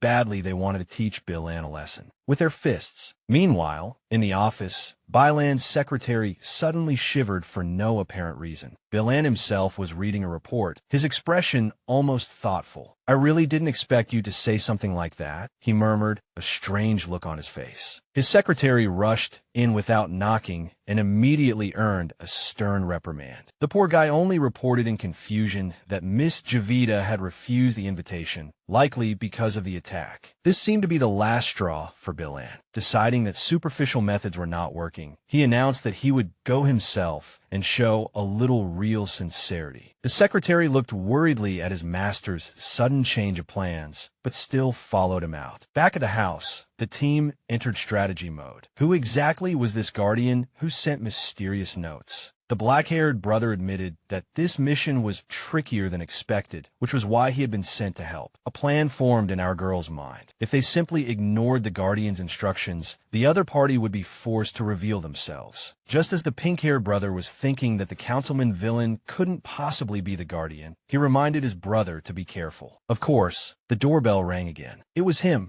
"Mr. Bilan, you are not welcome here," our girl said, her voice cold enough to drip ice. But the man walked right past her flustered brother and barged in. The two overprotective brothers glared at him with looks that could kill, but Bilan only had eyes for Gevita, asking if she was still angry. He sat down on her sofa as if he owned the place. Then he presented gifts with the air of someone completely in control. She told her brothers to leave first. Once they were gone, the villain began his pitiful apology tour, but our girl was not buying it at all. She snapped, "You overestimate your place in my heart." That hit with lethal force. She told him to stop acting because she was leaving. He was surprised for a second, then began laughing hysterically. "Is it funny that your scheme was exposed?" she snapped. Then this absolute clown dropped to one knee. "My dear, please marry me." She was stunned by his shamelessness, thinking he was the most despicable man in the world. But he was not finished. He told her she had to agree, because his political campaign needed her popularity. He had forced her into a corner, and she knew it. She gave in, but it had to be on her terms. "This is only a partnership," she declared, her gaze as cold as steel. She would play her role properly in public, but he was absolutely not allowed to show up at her home again. As her final condition, he had better be prepared to protect her on the day of the speech. Though Bilan had been suppressed, he had gotten what he wanted, so he stood up and left with the gifts. Outside, he confidently told his secretary that Gevita would definitely attend. With a sly smile, he ordered his men to send more people to protect her. Inside the house, her brothers questioned her decision. She explained that there had been no news from the Guardian for 4 days, and this was the only way to draw them out of the shadows. And so the plan began, with the news hitting the stands like a bomb. Celebrity Rose Miss Gevita will attend Councilman Bilan's speech. The newspapers sold out instantly, but one person was not celebrating. Perhaps it was a rival, reading the news through tears and swearing that she could never let this happen. Yet our girl looked at the newspaper and smiled in satisfaction. She will definitely appear again, she thought. On the other hand, her brothers were as gloomy as if it were the end of the world, seized by a powerful sense of crisis over their sister being taken away. The doorbell rang again, and the devastated pink-haired brother went to open it. He irritably discovered that another newspaper had been left on the doorstep, with a note falling out of it. He looked around, but the street was empty. He brought the note inside, confirming that he had not seen anyone. Our girl pondered its meaning, and just then, ding-dong, the doorbell rang again. All three of them jumped up, completely fed up. The door was yanked open, and it was Bilan again. "Gevita, my dear, it's me," he said cheerfully, forcing his way inside. He offered another bouquet. This time, they were daisies, and he shoved them into her arms. Her brothers were about to explode, already cursing him in their hearts. The black-haired brother even actually drew a dagger and had to be stopped. The villain was completely unmoved and suggested that they leave so he and Gevita could talk privately. He offered to arrange capable bodyguards for her, but she cut him off. She had already agreed to his terms. So what else did he want? He moved closer and whispered that they had to appear passionately in love. This man's shamelessness was outrageous. She looked as if she was about to throw up. He then asked if she liked daisies and revealed that he had been studying reports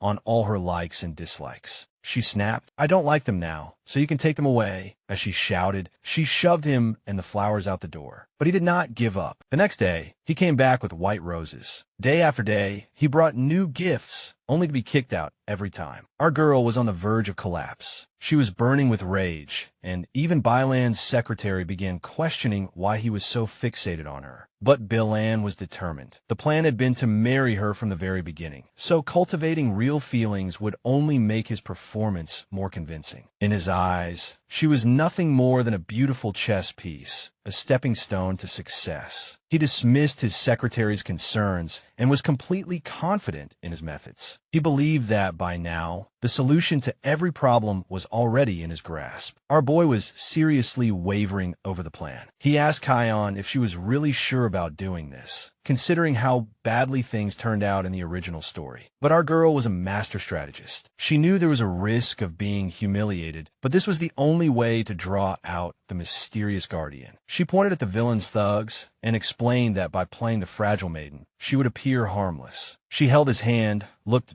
deeply into his eyes, and told him not to worry. This was how they could complete the mission and go home. The romantic tension was so thick it could almost be cut with a knife. But of course, someone always had to ruin the moment. The bodyguard cleared his throat and muttered that they looked better like this. And just like that, the mood shattered. Our pink-haired boy radiated pure rage, and his jealousy level officially maxed out. The ride to the venue was tense, with the two men in the back seat already competing through death glares. Meanwhile, our girl sat alone, serving as perfect bait, thinking that he would definitely appear. Suddenly, a pair of expensive-looking shoes stepped into her line of sight. It was Bilan. He leaned down, grabbed her hand, and pulled her close. "My dear, what are you thinking about?" he coaxed softly, dramatically dipping her backward as reporters immediately swarmed them. He leaned close to her ear and threatened in a low voice. "There are so many reporters here. You won't disappoint me, will you?" She played her part perfectly and replied softly, "How could I, darling?" She gave a radiant smile fit for the cameras, and Bill-Ann was momentarily stunned by her performance. Then bam, she stomped hard on his foot. Camera flashes captured the image of the loving couple while she sweetly called him darling. An assistant quickly guided them onto the stage, announcing that the speech had begun. They took their places before the massive crowd, and our two boys watched from the audience, looking completely unimpressed. Bill-Ann began his speech, welcoming the unfading rose, Miss Gevita.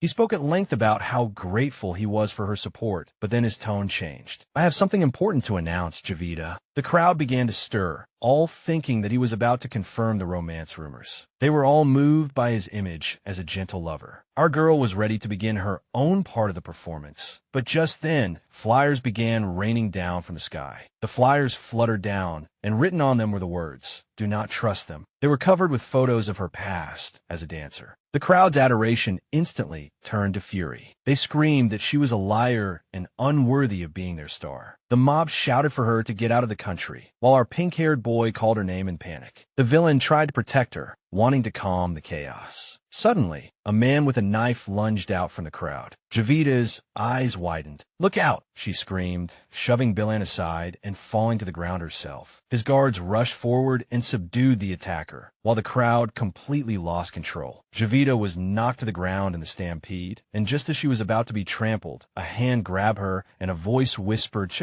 It was a mysterious blonde woman pulling her to safety. "Who are you?" Gevita asked as they were quickly led away. Meanwhile, the injured Bill-Ann completely lost his mind, roaring at the guards and cursing them for failing to protect her, ordering them to find her at all costs. And our boys desperately called her name, fear carved all over their faces. The blonde woman led Gevita into a dark alley and pointed out her assistant and bodyguards in the crowd. She assured her that they were safe because Bill-Ann was the real target. She covered Gevita with a cloak and pulled her through a hidden door. "I live below." Holding a lantern, the woman led her down the stairs. The blonde woman stared at Gevita, completely captivated. "You're so beautiful," she whispered. She leaned a little too close, making our girl uncomfortable. Gevita asked who she was and why she had helped her. The woman admitted in a panic that she had received a letter. She looked unbelievably nervous. She introduced herself as Chris and warned Kionge that Bill-Ann was a dangerous man. "You helped him," Chris said, "and his enemies won't let you off easily." Chris's expression was frighteningly serious. Kionge pieced the clues together and realized this had to be the guardian she had been trying to find all along. She asked Chris to deliver a letter to her friends, because she knew they must be worried sick. Chris agreed at once, saying no one would notice. An ordinary bar waitress. She took the letter and set off. The city was in an uproar, and the newspapers were selling out because of the scandal. An angry crowd surrounded Gevita's home, demanding that she come out and explain herself. They pounded on the door, completely unaware that our boys were watching them from an upstairs window. The pink-haired brother was impressed that the black-haired brother had actually bought a safe house, only to learn that he had bought it for Gevita. Breaking into a cold sweat, he thought, "I cannot afford to mess with this siscon." Suddenly, his gaze locked onto someone in the crowd below. It was Chris. She was trying to find Kionge's companions when someone shoved her and a hand pulled her into the doorway. The person inside was the black-haired brother. Chris was shocked to see them.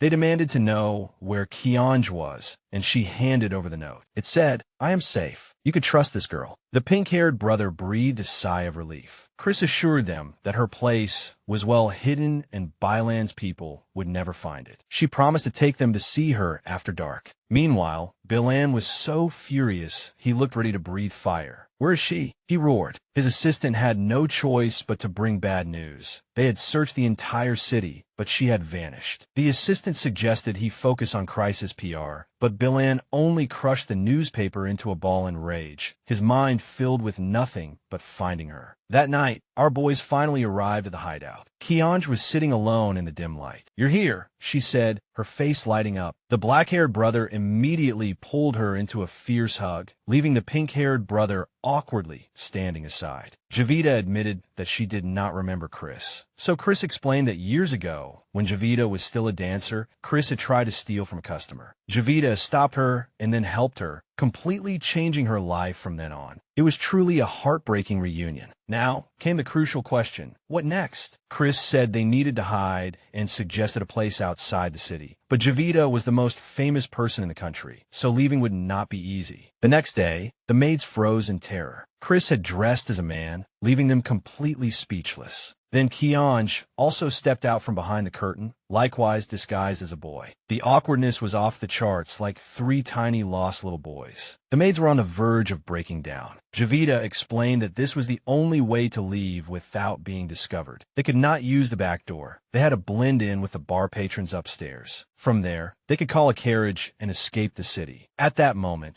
the pink-haired brother was dressed as a maid, forcibly summoning his courage for the mission. The two maids trembled as they passed through the crowded bar. Kionge and Chris tried hard to act natural in their disguises. But the pink-haired maid panicked and rushed forward, only to trip and fall straight into the arms of a handsome gentleman. "Beautiful miss, are you all right?" he asked as he caught her. Everyone else froze in shock, but our quick-witted king created an opportunity. She pretended to feel faint, held her head, and asked the already enchanted man to help her call a carriage. The performance was flawless. He was instantly captivated and agreed to help, while her friends were petrified by her brutal acting skills. She gave a smug little wave. After she was safely escorted out and reunited with everyone, the entire group stared at the pink-haired maid. "What are you looking at?" She snapped. "I did that so we could leave the city." Kionge, dressed as a boy, could only puff out her cheeks in defeat. 3 days later, Bailan's anger still had not faded. His assistant told him that the attack had been orchestrated by a powerful political rival. Reporters were blocking the entrance outside, and his image was already in pieces. Bailan made a decision: arrange a meeting with a reporter. As he looked out the window, he thought, "Gevita, I will never let this end like this." Meanwhile, our group was living peacefully in the countryside. The pink-haired maid was practically crying with joy. But as Gevita read the latest newspaper, her expression darkened. The scandal had completely died down. She could not help wondering, was Chris right? Was all of this part of Bailan's plan? Just then, Chris and the black-haired brother returned, and Chris handed her a bouquet of daisies. The sight triggered a memory. Bailan had once given her the exact same flowers. A new newspaper arrived, bearing a glaring headline. After the boys read it, their faces darkened like thunderclouds. Bailan had held a press conference. He admitted that he had known about her past all along and proclaimed his undying love for her. In public, he begged everyone to return his fiancée to him. At the press conference, he confirmed everything. He told the reporters that he loved Gevita's strength and courage. He apologized for hiding her past, but insisted that it would not change his love for her in the slightest. The crowd was stunned. Then he dropped the ultimate bombshell. He took out a diamond ring. "Here, I formally proposed to her," he announced. "Please help me ask them to return my fiancée to me. She is innocent." Cameras flashed wildly as Bailan stood there, looking exactly like a devoted, heartbroken lover. What a chaotic and ruthless move. The group gathered around a newspaper, the atmosphere tense. Karma trembled as he pointed to the headline, wondering if any of this could possibly be believable. The maid Chris claimed that Bailan had completely turned the situation around. The black-haired brother read out the terrible news. The media was twisting Gevita's past and portraying Bailan as a saint. Karma shuddered, while Chris told our girl not to be fooled by that shameless man. But our heroine, Kionge, did not believe it. "Why would he lie to me?" she thought. Chris immediately retorted that he was obviously doing it to keep using her. But Kionge's resolve only grew firmer. "I have to go back. It's too dangerous." Karma protested at once, declaring that no matter what Bailan was planning, he would interfere. Kionge placed a reassuring hand on him, her eyes full of trust. "I believe he won't hurt me." The black-haired brother also agreed and decided that he and Karma would go into the city first to investigate. As they left, they called back. "If what the newspapers say is true, we'll come back to pick you up soon." Back inside the house, Chris grew emotional and vowed to protect Kionge's benefactor. But our girl was not buying it at all and coldly told her to mind her own business. She turned and walked away, leaving the shocked Chris behind. In the city, Every headline was loudly promoting Councilman Byland's heartfelt confession. The black-haired brother observed the public and realized that the entire narrative had been reversed. People now called Bilan a gentleman and were convinced they had misunderstood Miss Gevita. After confirming it was safe, the boys decided to go back for her. They arrived at the quiet country cottage and found a beautiful bouquet of roses and a note waiting for them. After reading the note, the black-haired brother announced, "There is no danger." But just as they let down their guard, they saw two men in black suits hurrying away, preparing to report to their master. A chilling thought surfaced in their minds. Meanwhile, the irritated Bilan sat at his desk, demanding to know where she was. His assistant rushed in, excitedly reporting their success, but Bilan cut him off. The assistant reported that someone had seen Gevita's team at her suburban residence. A strange prickling sensation ran up Bilan's spine. "Keep an eye on them." Suddenly, a sharp pain stabbed through his chest, and he clutched at it. "I must find her." On the dusty country road, the boys' carriage clattered forward, and someone told them there was a fork ahead. "Take the fastest route," he ordered. Suddenly, a sleek modern car roared past them, kicking up dust and making them cough. The sight was jarringly out of place. The coachman cracked his whip, trying to catch up. They finally arrived at the house and told the coachman to wait. The surroundings were terrifyingly quiet. They called out for Gevita, only to see that same black car parked in front of the house. Two men in suits got out of the car. Karma immediately went into attack mode. "You followed us. What did you do?" The two men coldly stated that they had come on Mr. Byland's orders to pick up Miss Gevita. The black-haired brother sneered, saying their lady did not need them to escort her. But as the two men turned to leave, unease surged through Karma. "Wait," he shouted. They rushed through the front door, shouting for her, then froze. The house was an absolute disaster zone, ransacked into chaos. They shouted into the wreckage. The black-haired brother realized Chris was missing too, and he rushed upstairs to her room as the feeling that something was wrong grew stronger. In Chris's wardrobe, they found damning evidence. Men's clothing hanging beside women's clothing. The black-haired brother's face darkened. "This doesn't explain anything. We have to find Kionge." Then the final piece of the puzzle fell into place. "No, it's Bilan." Outside the house, the two thugs were startled when the black-haired brother kicked the car door open with a thunderous bang. The boys rushed out, their eyes burning with rage. The black-haired brother moved so fast, he was like an afterimage, knocking one man unconscious on the spot with a vicious punch. He slammed the other man against the car, while Karma tossed him a rope. "Here." Moments later, the two men were tied up and trembling. "What trick did you play to lure us away, so you could take Miss Gevita?" The black-haired brother roared. The thugs stammered that they had acted on their own. Karma grabbed him. "Gevita is gone, and the house has been wrecked. Who else could it be but your master?" The man swore they knew nothing. At that point, the black-haired brother's patience snapped. "Take us to Bilan now." He shoved the prisoners into the car, and they sped back toward the city. Meanwhile, our poor heroine woke up. Her head was splitting, and she was in a cold, dark cell. Chris was beside her, asking if she was awake. Kionge slapped her hand away. Her gaze was as cold as shards of ice. "Don't you think you owe me an explanation?" "Me?" A series of flashbacks flooded her mind. She had told Chris to mind her own business, sat down on the sofa. A dark figure approached from behind. Then came the brutal attack, while Chris watched from the side with fake concern. "Be careful," Chris had shouted. What a joke. Back in the cell, Chris sighed in frustration. "When did you figure it out? Our girl was truly cold and ruthless. I knew from the day you rescued me," Kionge said calmly. She explained, "An honest person doesn't need to hide their true gender." "Don't worry," she added softly. "I know you're a good child." Another flashback appeared, the moment she touched Chris's hand. Chris looked confused. Kionge continued her epic expose.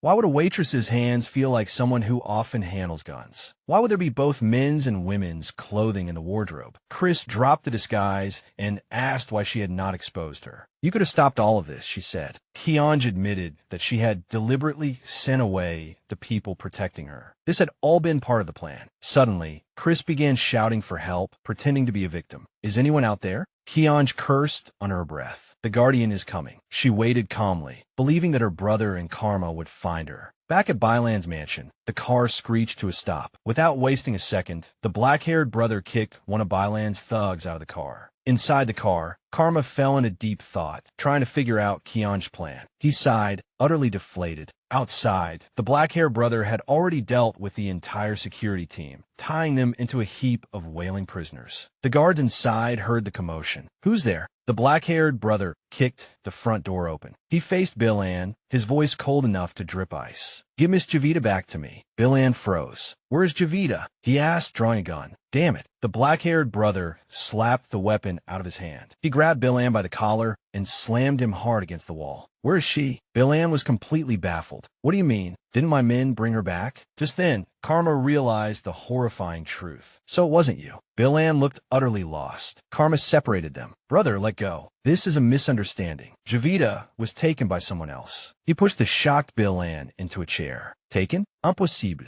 Bill-Ann explained that he had sent people to protect her. "Think about it. I worked so hard to repair her reputation. So why would I hurt her?" Karma narrowed his eyes. "What did you mean when you said you were afraid there would be an accident, Bill-Ann?" Bill-Ann finally broke down and admitted that the mastermind behind the previous attack was one of his political rivals. The two brothers were furious. "Why didn't you say so earlier?" Bill-Ann ignored them and picked up the phone. He ordered all his properties to be searched, and moments later, he got a lead. "An informant says he's at one of my mansions." "Go." He headed for the door and called for the driver. Then he saw the pile of his unconscious men. An awkward silence fell. The black-haired brother sighed. "I'll drive. Let's go." They charged into the night. Back in the cell, Chris questioned our girl. "You knew all along? Was all this to pave the way for Bill-Ann?" Chris sneered. "You love him more than I thought." Tears welled in Kionge's eyes as she admitted yes. "You're right." She forced herself to calm down. "This mission is getting stranger and stranger." She remembered the previous mission, when Karma had been hurt because of one mistake. This time, there had been no warning at all. She sensed a dangerous, unstable energy, as if something was about to go horribly out of control. Footsteps sounded. A man appeared and told Chris that Bill-Ann and Gevita's assistants had arrived. But when Chris turned to leave, the man shoved Kionge back into the cell. "Our objective has already been achieved. You're nothing but bait." They ran off and locked the door behind them. Kionge collapsed to the floor, her mind in chaos. Impossible.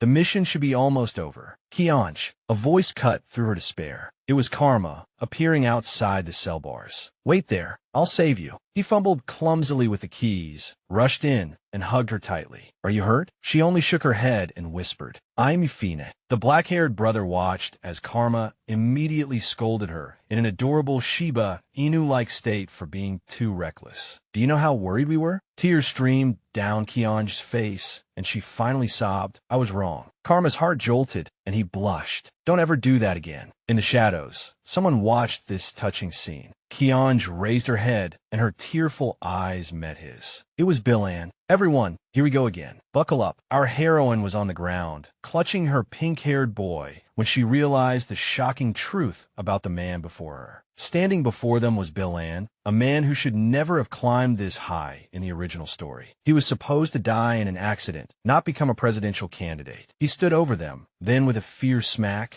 knocked away the other man's hand resting on her. "How long do you plan to hold my fiancé?" he growled. Our girl widened her eyes in shock. "Fiancé?" He argued that he was dreaming, but the pink-haired brother was not buying it. He jumped up and pointed straight at Bill-Ann's face. "Kionge is my lover," he declared. Bill-Ann only sneered. "Who is Kionge?" "This is Gevita." The argument turned into an adorable, ship-filled mess, and Chris simply grabbed our girl and dragged her away from these bickering idiots. But the peace did not last long. She heard footsteps approaching, and whoever it was did not come with good intentions. A new woman appeared, and with a nauseating metallic sound, our girl was thrown into a cell. The woman sneered from the other side of the bars. "Thank you, Miss Gevita," she said. "If not for you, I would not have completed my mission so quickly." Our girl demanded to know exactly what she intended to do. Outside the cell, Karma could hardly believe it. The woman who betrayed them was Chris? Surprised? Chris asked with a cold smile. The other guardian turned to our girl, pressing her on whether this had been her plan from the very beginning. She merely told him to be polite to the guests. Meanwhile, Bill-Ann was locked in his own cell, facing his political rival. Bill-Ann was furious, but his rival only sneered, saying Bill-Ann was not even worthy of being his opponent, and that his people were all incompetent wastes. Speak of the devil. Bill-Ann's assistant frantically searched for the bodyguards, only to find them piled into a huge mountain of unconscious people. He learned that his master had gone with Gevita's assistance, but without a driver, he had no way to catch up. He screamed in rage and ran off. Back in the cell, the rival dropped a bombshell. Chris was not the only one who had betrayed him. Byland's world collapsed. The three whispered among themselves, realizing that the Guardian had actually been Byland all along. They knew this guy would never let them leave alive. But our heroine looked unusually calm, as if she had already made a plan. Byland, bless his heart, began to plead. "Let Gevita go," he begged. "I will withdraw from the election." He told the man that as long as she was safe, he could even disappear from this world. The rival was unmoved. "What a pity," he sneered, "but it is better to pull out the roots." He said goodbye and told her to enjoy the mansion as her final resting place. Byland slammed against the bars in horror. "Gevita is innocent," he shouted, realizing that he was the one who had dragged her into this mess. He turned and saw that our team was not panicking at all. "Aren't you nervous at all?" he asked in confusion. Karma merely patted his shoulder. "We have our own plan," he said calmly, and that plan was fire-themed. The entire mansion burst into raging flames. Byland coughed from the smoke and screamed, "This is your plan?" The whole group was trapped by the fire. Byland looked utterly defeated and apologized to Gevita, saying he had dragged her into this. But then something miraculous happened. Our girl began to radiate a brilliant golden light. That was it, she thought. She clasped her hands together, and the light burst outward, swallowing the flames and the cell itself. After a flash of light, they vanished and reappeared on a luxurious bed in a hall. Mission accomplished. Her brother immediately woke up, grabbed her shoulders, and said, "Gevita, are you hurt?" She told him she was fine, and he instantly screamed with pure, undisguised relief. "I was scared to death. We almost got roasted alive." A calm voice cut through the chaos. It was Moses. He congratulated them on completing the mission. Her brother stared at him in cold silence, while Karma rushed to our girl's side. His eyes were full of worry. She assured him she was fine, and he fussed around her, checking whether she was injured. She admitted that she had only been worried about him. Her brother cut in and said she needed rest. Then he ordered the panicked and blushing Karma to take her back to her room. The two left hand in hand, leaving the two men behind. Moses was very displeased. "What do you mean by this?" he demanded. Her brother answered coldly, saying that Gevita's happiness mattered most. But Moses did not trust him at all. Her brother finally exploded. "She is not a tool for you to achieve your goals." He accused Moses of merely moving her from one cage into another. He declared that he would never allow Moses to hurt his most important family member. Moses looked away, his voice very soft. "I can't bear to see her hurt either," he said. "That is why I told you to stop them from being together." Her brother was left alone, completely torn apart. Who was he supposed to believe? Just then, a shadow fell over Moses. A cane poked him in the back. Who else could it be? Of course, it was that chaotic blonde man himself. "Hey, old friend," he said in a low voice. Moses did not find it amusing and called him a hypocrite. The two launched into a classic chibi standoff. Byland gave a wicked smile. "I just watched quite a good show," he said. "That man named Karma, is he the product of your past mistake?" Moses told him to cut the cryptic nonsense. Byland stood up and announced that he had a simpler plan.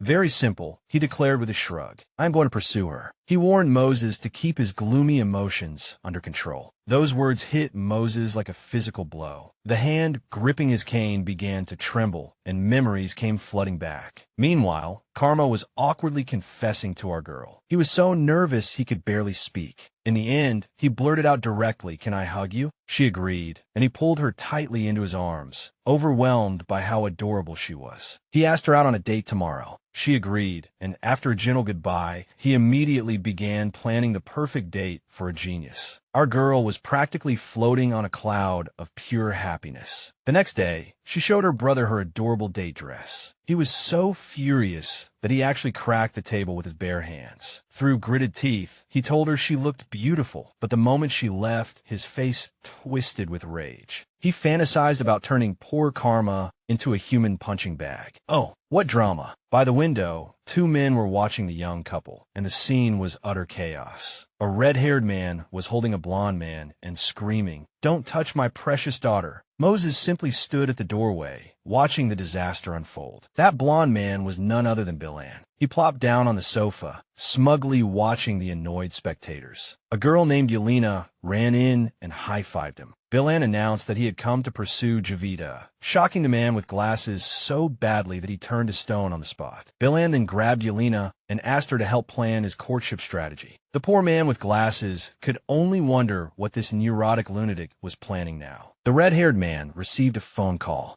It was her brother shouting over the phone. He gave his blessing for Karma and Gevita's date, then suddenly hung up, leaving Karma completely bewildered. He panicked, thinking something had happened, and sprinted off to find her. The red-haired man only sighed, wondering where Moses had disappeared to. Moses sat alone by the window, haunted by Bilan's words. He remembered the pain of something from the past, and a heartbreaking memory began. It had once been the greatest happiness of his life. He remembered her beautiful smile, and how desperately he had wished that smile belonged only to him. But that thought twisted into something dark. The memory shifted to him kneeling beside her lifeless body, swallowed by grief so deep it was suffocating. Her final words echoed in his mind. "Do not blame yourself. I forgive you, Moses. This was only the inevitable result." Our boy Karma was sprinting across campus, panting hard, sweat flying, his face filled with pure panic. A terrifying image flashed through his mind. Our girl collapsed on the ground. Then another image flashed by of her being held at gunpoint. The poor guy was nearly going insane with worry. He was basically a tiny, frantic ball of anxiety. He screeched to a stop, and his gaze landed on an angel. Gevita was standing there, sparkling in a gorgeous new dress. He stammered, panting and flushed. "Karma, what's wrong?" He bent over, struggling to catch his breath, only relieved that she was safe, while internally screaming, "Our first date is ruined." Did Brad do this on purpose? He tried to act calm and coughed out an excuse, saying he had come to pick her up so she would not get lost. He told her she looked beautiful today and gave her the cutest, gentlest head pat. With a sly smile, he suggested they could go shopping. She reminded him that she could not leave unless the ban was lifted, but he already had a plan. The academy happened to have a shopping district, so their date continued. The two left hand in hand, strolling through the beautiful campus park. He gently told her that since she had always been busy with missions, he would take her to see all the places she had not seen yet. She happily agreed. Their next stop was a super shiny shop, and they were still holding hands. Our girl was almost trembling with excitement over some high-quality writing materials. Karma looked at her, a little sad, and apologized for not bringing her window shopping sooner. But she only smiled and explained that it had been so long, she had almost forgotten what this feeling was like. She picked up a little rabbit pen cap, and her expression grew heavy. She revealed that after her parents died, she was taken to the base and had never gone outside again. A heartbreaking memory showed our poor little one crying alone in a cage. The memory struck Karma like a physical blow, and his heart almost truly split for her. Her past was not all darkness. We saw her as the powerful and respected Chief Yun, with other researchers bowing to her. The contrast was too much for Karma. His heart hurt so badly he was about to explode. He promised her it's all right. "From now on, I will be with you." She agreed, but mentioned that she had no money. She explained that her brother provided for her and also managed all her finances. An adorable diagram popped up, labeling her as poor, blank, and without life experience, but also a top-tier genius. Karma had heard enough. He cut her off. "Stop talking. Today, you can buy anything you want," he declared with a determined expression. All of it, and he meant it. At the first store, he immediately slapped down his card and bought boxes of supplies. Then they went to a clothing boutique. The female clerk recommended a lovely white dress, and when Gevita tried it on, she looked radiant. Karma was completely enchanted. He picked up the dress and the matching bag, handed them to her, then said to the shocked clerk, "I want her. Please wrap her up for me." He was not done yet. At the jewelry store, he chose a beautiful hair accessory and personally placed it in her hair. She looked into the mirror, and the clerk praised how perfectly it suited her. Karma handed over his card again, leaving the poor woman trembling at the size of the purchase. They became a chaotic whirlwind of consumerism. Little Shiba Inus dragged mountains of shopping bags, and Karma's new catchphrase was, "All of it." She whispered that she felt as if she had said something wrong. But he stopped her. He became serious and promised to protect her and give her everything he had. She blushed and said that was already enough. But then she turned her head and saw the literal mountain of boxes and bags he had bought. She bristled. Karma, are you insane? Where am I supposed to put this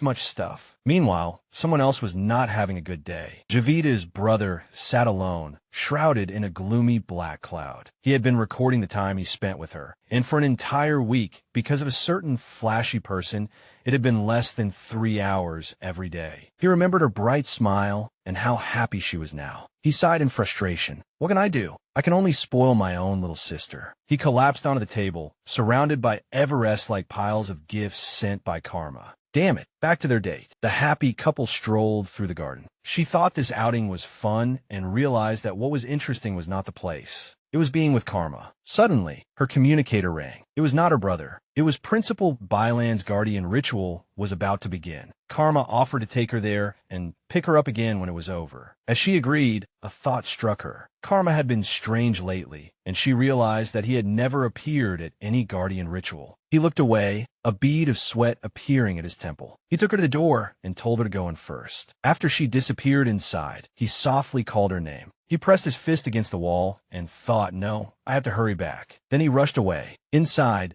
Gevita's thoughts raced. His strange condition definitely had something to do with her. A memory flashed by of that blindfolded man, greed, imprisoning her inside her own consciousness. She remembered that he did not want her to leave. A chilling thought crossed her mind. Could being trapped inside Karma's consciousness for a long time affect her? She had to find out why. Principal Moses greeted her and told her to begin. She asked where Bilan was. That name alone triggered a sticky memory. Bilan calling her his fiancée and leaning so close it was extremely uncomfortable. The memory made even Moses tremble. Bilan's phantom appeared, urging her to begin the ritual. He placed his glowing hand over hers. The world dissolved around her, and she fell into a cosmic purple void. Suddenly, greed appeared above her while she kept falling. She gasped and landed in an unfamiliar, beautiful field. She looked at the floating islands around her, completely confused. Shouldn't I be in my own world of consciousness? Back in the real world, her unconscious body lay on the bed. Moses and Bilan stayed by her side. Bilan smugly reminded Moses that they were the strongest guardians. He leaned close and said with a wicked grin, "What kind of beautiful scene do you think Gevita will see in my guardian ritual?" In the illusion, Gevita was utterly bewildered. She saw another version of herself wearing a white formal dress. Bilan knelt on one knee, holding a bouquet as he proposed to that other her. The real Moses stood at the doorway watching, looking extremely annoyed. Bilan stood up and confronted Moses, calling him a coward and saying his rules were nothing but a mask to hide his cowardice. Gevita watched the tense confrontation, completely confused. A gentle voice echoed around her. "Do not trust your ears and eyes so easily." "Let's go back," the voice said. The illusion shattered, and she found herself floating again in a starry void. When she woke up, Greed was there. "HM, you're awake." Meanwhile, in the real world, Bilan continued mocking Moses. "This is a gamble for you. Are you really not nervous?" He whispered, leaning in uncomfortably close. Moses pushed him away and told him to step back. Moses simply said calmly, "We will only know the result after she comes out." Bilan glared at his back, wondering what he was scheming. Back in the void, crystals and fragments floated in the darkness. Gevita asked the blindfolded man, "Who are you?" He introduced himself as an incarnation of the void named Envy. Then he added, "I am different from Greed. I am a gentleman." But Gevita ignored his name and questioned him. "What are you trying to do, Greed?" He suddenly appeared behind her, grabbed her shoulders, then passed straight through her body. She turned around, wondering where he had gone. She recalled how Karma had looked when he watched her leave the room not long ago. Greed's voice echoed, "Let me out." He appeared before her again. He reached out and leaned close, whispering temptingly, "Why are you worried? You like him, whether or not he truly likes you." He offered to show her something very interesting. She scoffed, "I do not believe you. Anything you show me has no value."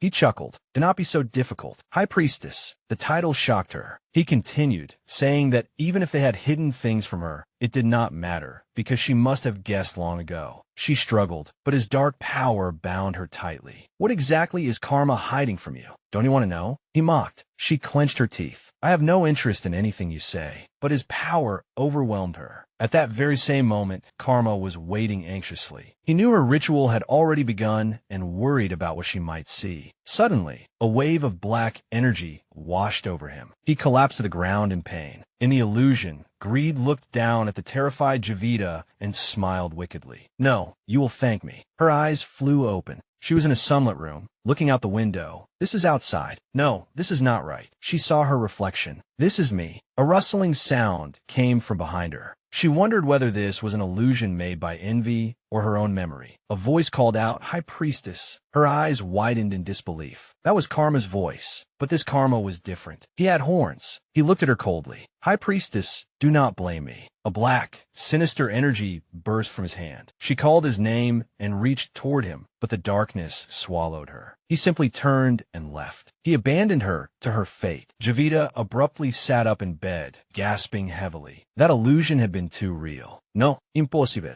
It cannot be like this," she whispered, clutching her chest. Moses and Bilan stood in her room. Bilan decided it was time to leave. Moses walked to her bedside and gently asked, "Gevita, did you see something?" Tears streamed down her face. She grabbed his arm, her voice broken. "I saw it. I saw everything." She sobbed, then asked the question that could shatter her entire world. "Moses, answer me. In my previous life, was Karma the one who killed me?" Moses was so shocked that he fell silent, his mind in chaos. "Is Karma my enemy?" The tense confrontation between Moses and Gevita continued. With trembling hands, he admitted that he could not lie to her. But then he raised a chilling question. "If I only tell part of the truth, does that count as lying?" He lowered his head and gave her a quiet, devastating answer. "Yes." Then he revealed the bombshell truth that shattered her world. Karma was her enemy. Those words hung in the air, making even time itself ripple. They were thrown into a dark vision. Karma lay on a bed, writhing in pain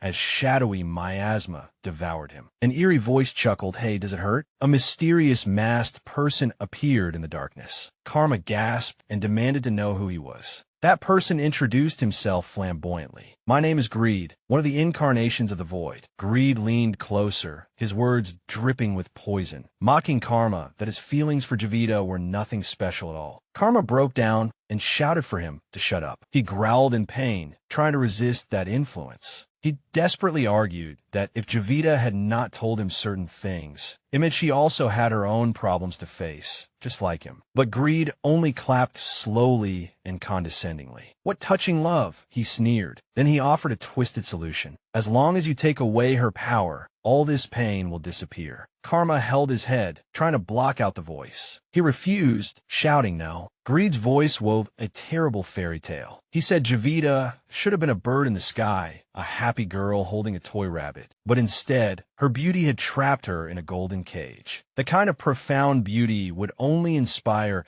countless people to build even more cages for her. At that moment, Karma grew tiny demon horns and clenched his teeth. "I will not do that. I will not hurt her." Greed mocked his pathetic resistance. "Do you think that as long as you endure the pain alone, she will be all right?" He provoked. He pressed further, asking what that would mean for her future. Greed insisted that the only way was to take away her power and become her enemy. Karma pushed him away with powerful force. But Greed only floated back unharmed. "This is the fate designed for you and her," he declared. Karma was firm. "I need to know the truth," he thought. "Otherwise, I will never hurt her." He clenched his fist with determination, and with an ominous bang, Greed laughed. "Perfect. That is exactly why I came." Greed began to tell a story about the ancient world of creation and about a high priestess who strictly guarded the flow of time. Because of her existence, chaos could not exist. But change could not exist either. Her very existence prevented new possibilities from being born, so for the sake of balance, her death was inevitable. From the roar of her fall, two completely different souls were born. One of them was her, Yinqing. Greed appeared, and the other one was you. He reached out and touched Karma's horn. "You belong to the void." Interesting, isn't it? He conjured a mirror, reflecting Karma's image. The horns on his head had fully grown. "This is what you truly look like." Karma stared in horror and whispered, "No, impossible." Gevita's face appeared in the reflection, asking what he had done to her. Greed leaned down behind his shoulder like a predator cornering its prey. "Didn't you want to know the truth? Once you see it, you will naturally make your choice." The illusion shattered, and Karma collapsed to the ground, dizzy from the terrible truth. Back in the present, our poor heroine was on the verge of breaking down. How could this be? She sobbed, remembering the illusion of Karma betraying her. Why? Why would Karma be my enemy? She questioned Moses, her voice trembling. Are you sure you aren't lying to me? Envy told me I was the High Priestess and that you were once my guardian. She pointed out that in her mind world, he could not lie to her, so all they had to do was perform the guardian ritual to prove it. Moses gently took her hand. I swear, I have not lied to you about Karma, he said softly. As for the guardian ritual, now is not the time. He told her she was tired and that he would have camp and come get her,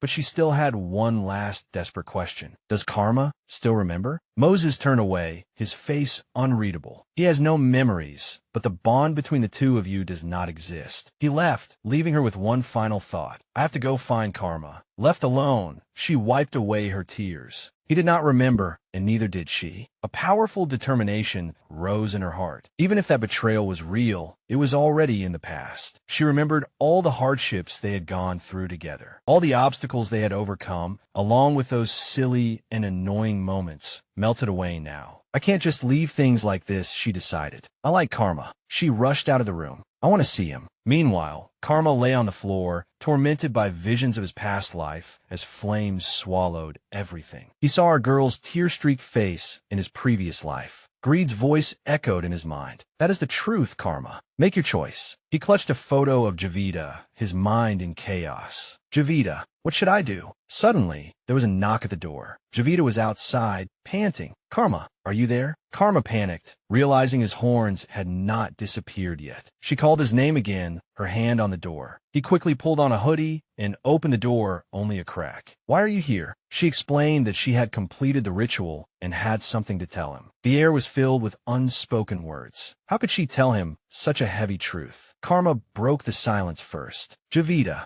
I like you. I love you, but I don't want to hurt you. She froze, not knowing how to respond. He immediately changed his words. Actually, it's nothing. I just missed you. He pulled her tightly into his arms. Let me hold you for a while, he whispered, thinking this might be his last chance. He gently pushed her away. You must be tired. Go back. Don't make camp and worry. He closed the door, leaving her standing there in shock. As soon as the door shut, he collapsed, tears sliding down his cheeks as his body weakly sank to the floor. Elsewhere, Campen stood beneath a tree, deep in thought. He wondered whether he should trust Moses, recalling the strange order the man had given him to watch over Gevita. He remembered questioning Moses, pressing him on what exactly he was planning. Moses had only answered, she and Karma, then said no more. Just then, Gevita called out to him. They decided to go back together. He could tell something was wrong with her. She asked him, Brother, can we really control our own fate? He smiled comfortingly. No matter what happens, fate is in your own hands. He reminded her that he had already found his way back to her side, and that was what mattered most. She thanked him, but her heart was still heavy. The next day, Campen found his sister sitting at her desk, looking as if her soul had left her body. 3 days passed, and nothing changed. That night, he decided he had had enough. He headed toward Karma's dorm, already determined. Gevita had been silent for days. This cannot go on. He knocked on the door. Karma, it's me, Campen, Gevita's brother. We need to talk about Gevita. What answered him was dead silence. He knocked again, but there was no response. An ominous feeling surged through him. He used his power and blasted the door open with a boom. Inside the room, he found Karma unconscious on the floor. He immediately rushed to his side and called emergency services at once. Karma's consciousness was trapped in a nightmare. He saw his horned reflection in the mirror.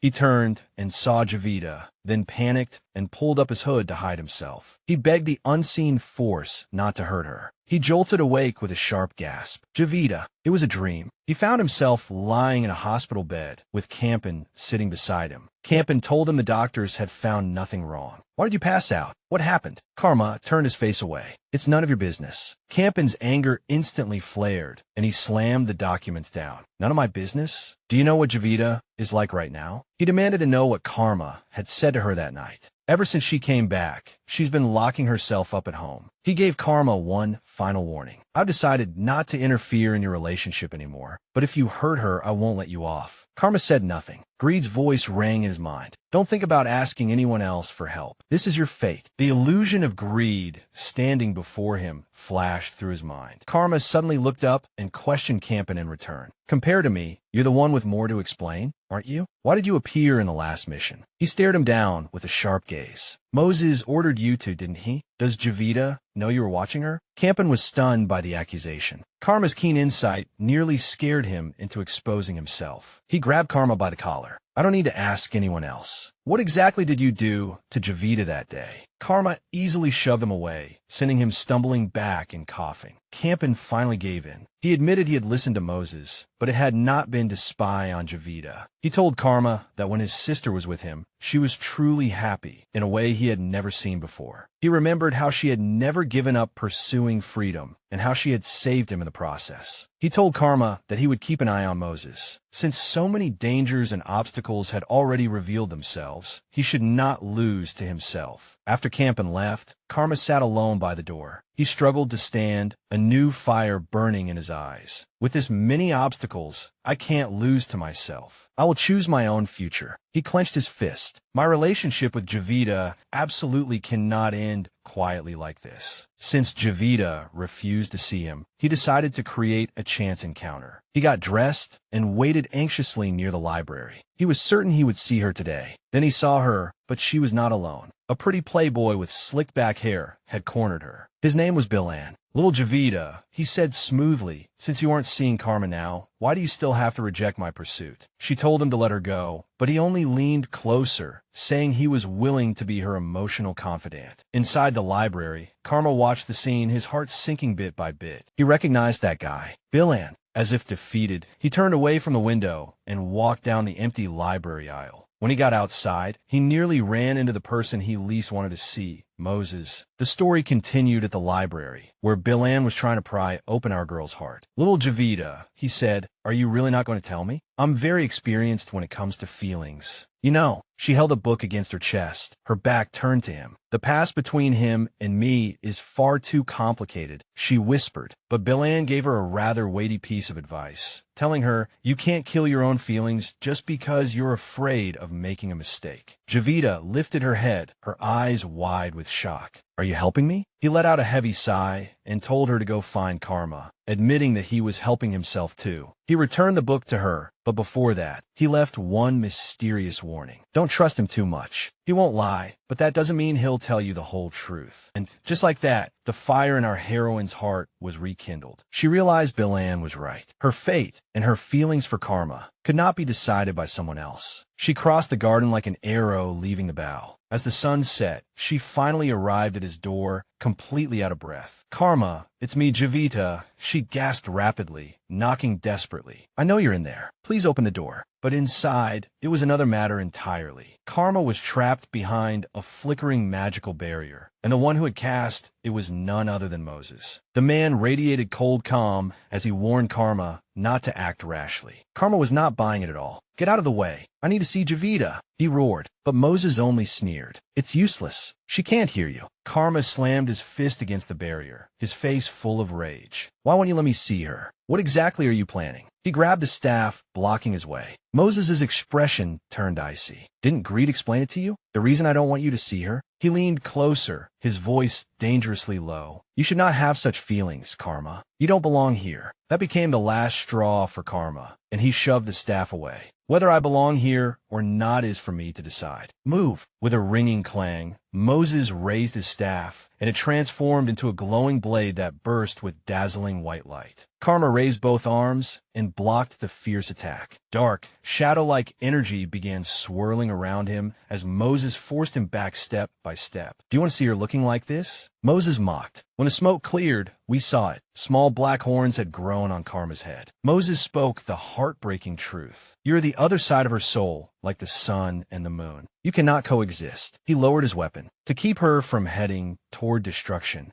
We will talk later. That night, the moon hung high in the sky. Moses quietly opened Gevita's door and found our poor girl collapsed on the floor, unconscious from exhausting herself while waiting for Karma. He whispered, I'm sorry. He gently lifted her into his arms and carried her out of the room. Outside, he ran into Bilan, whose face was full of suspicion. I still doubt your intentions, Moses, Bilan said, staring at the unconscious girl. Moses only looked down at her. Everything is about to end. He revealed a smile, so calm it was almost chilling. Soon, every obstacle before her will disappear, and she will obtain what she wants most. The next morning, our girl woke up with a huge gap in her memory. She was having tea with a man who cheerfully told her this was her final mission, and after it, she would be free. She had no idea what had happened and wandered through the corridor in confusion. The only thing she was sure of was that Karma would definitely take part in this mission. Moses appeared and greeted her. Gevita, let's begin. Her anxiety suddenly spiked. Moses, where's Karma? Isn't he coming? Moses gave her a reassuring smile. He'll come later. Then I'll wait for him. But as time ticked by, there was still no sign of him. She sat on the bed, her worry growing deeper and deeper. I haven't seen Karma all day. What happened? Moses only told her that the time was almost here. She had to wait. She looked out the window, wondering if he was avoiding her. She steeled her resolve, thinking she had to ask him clearly during the mission. But a chilling memory revealed the truth. When Moses carried her away, the hidden Karma had been watching from the side. Suddenly, the world changed, and the new mission began. The title card read The Shame of Leonidas. Our girl was now dressed like a Greek princess, but her reality was not noble at all. She was being pelted with stones by a little brat. She was so furious, she was practically steaming. Am I being bullied? The child raised his hand to throw another stone, but someone interrupted him. A stone clattered to the ground. Gevita looked up in shock, and walking in was an explosively handsome Spartan warrior, a godlike man sculpted like a statue,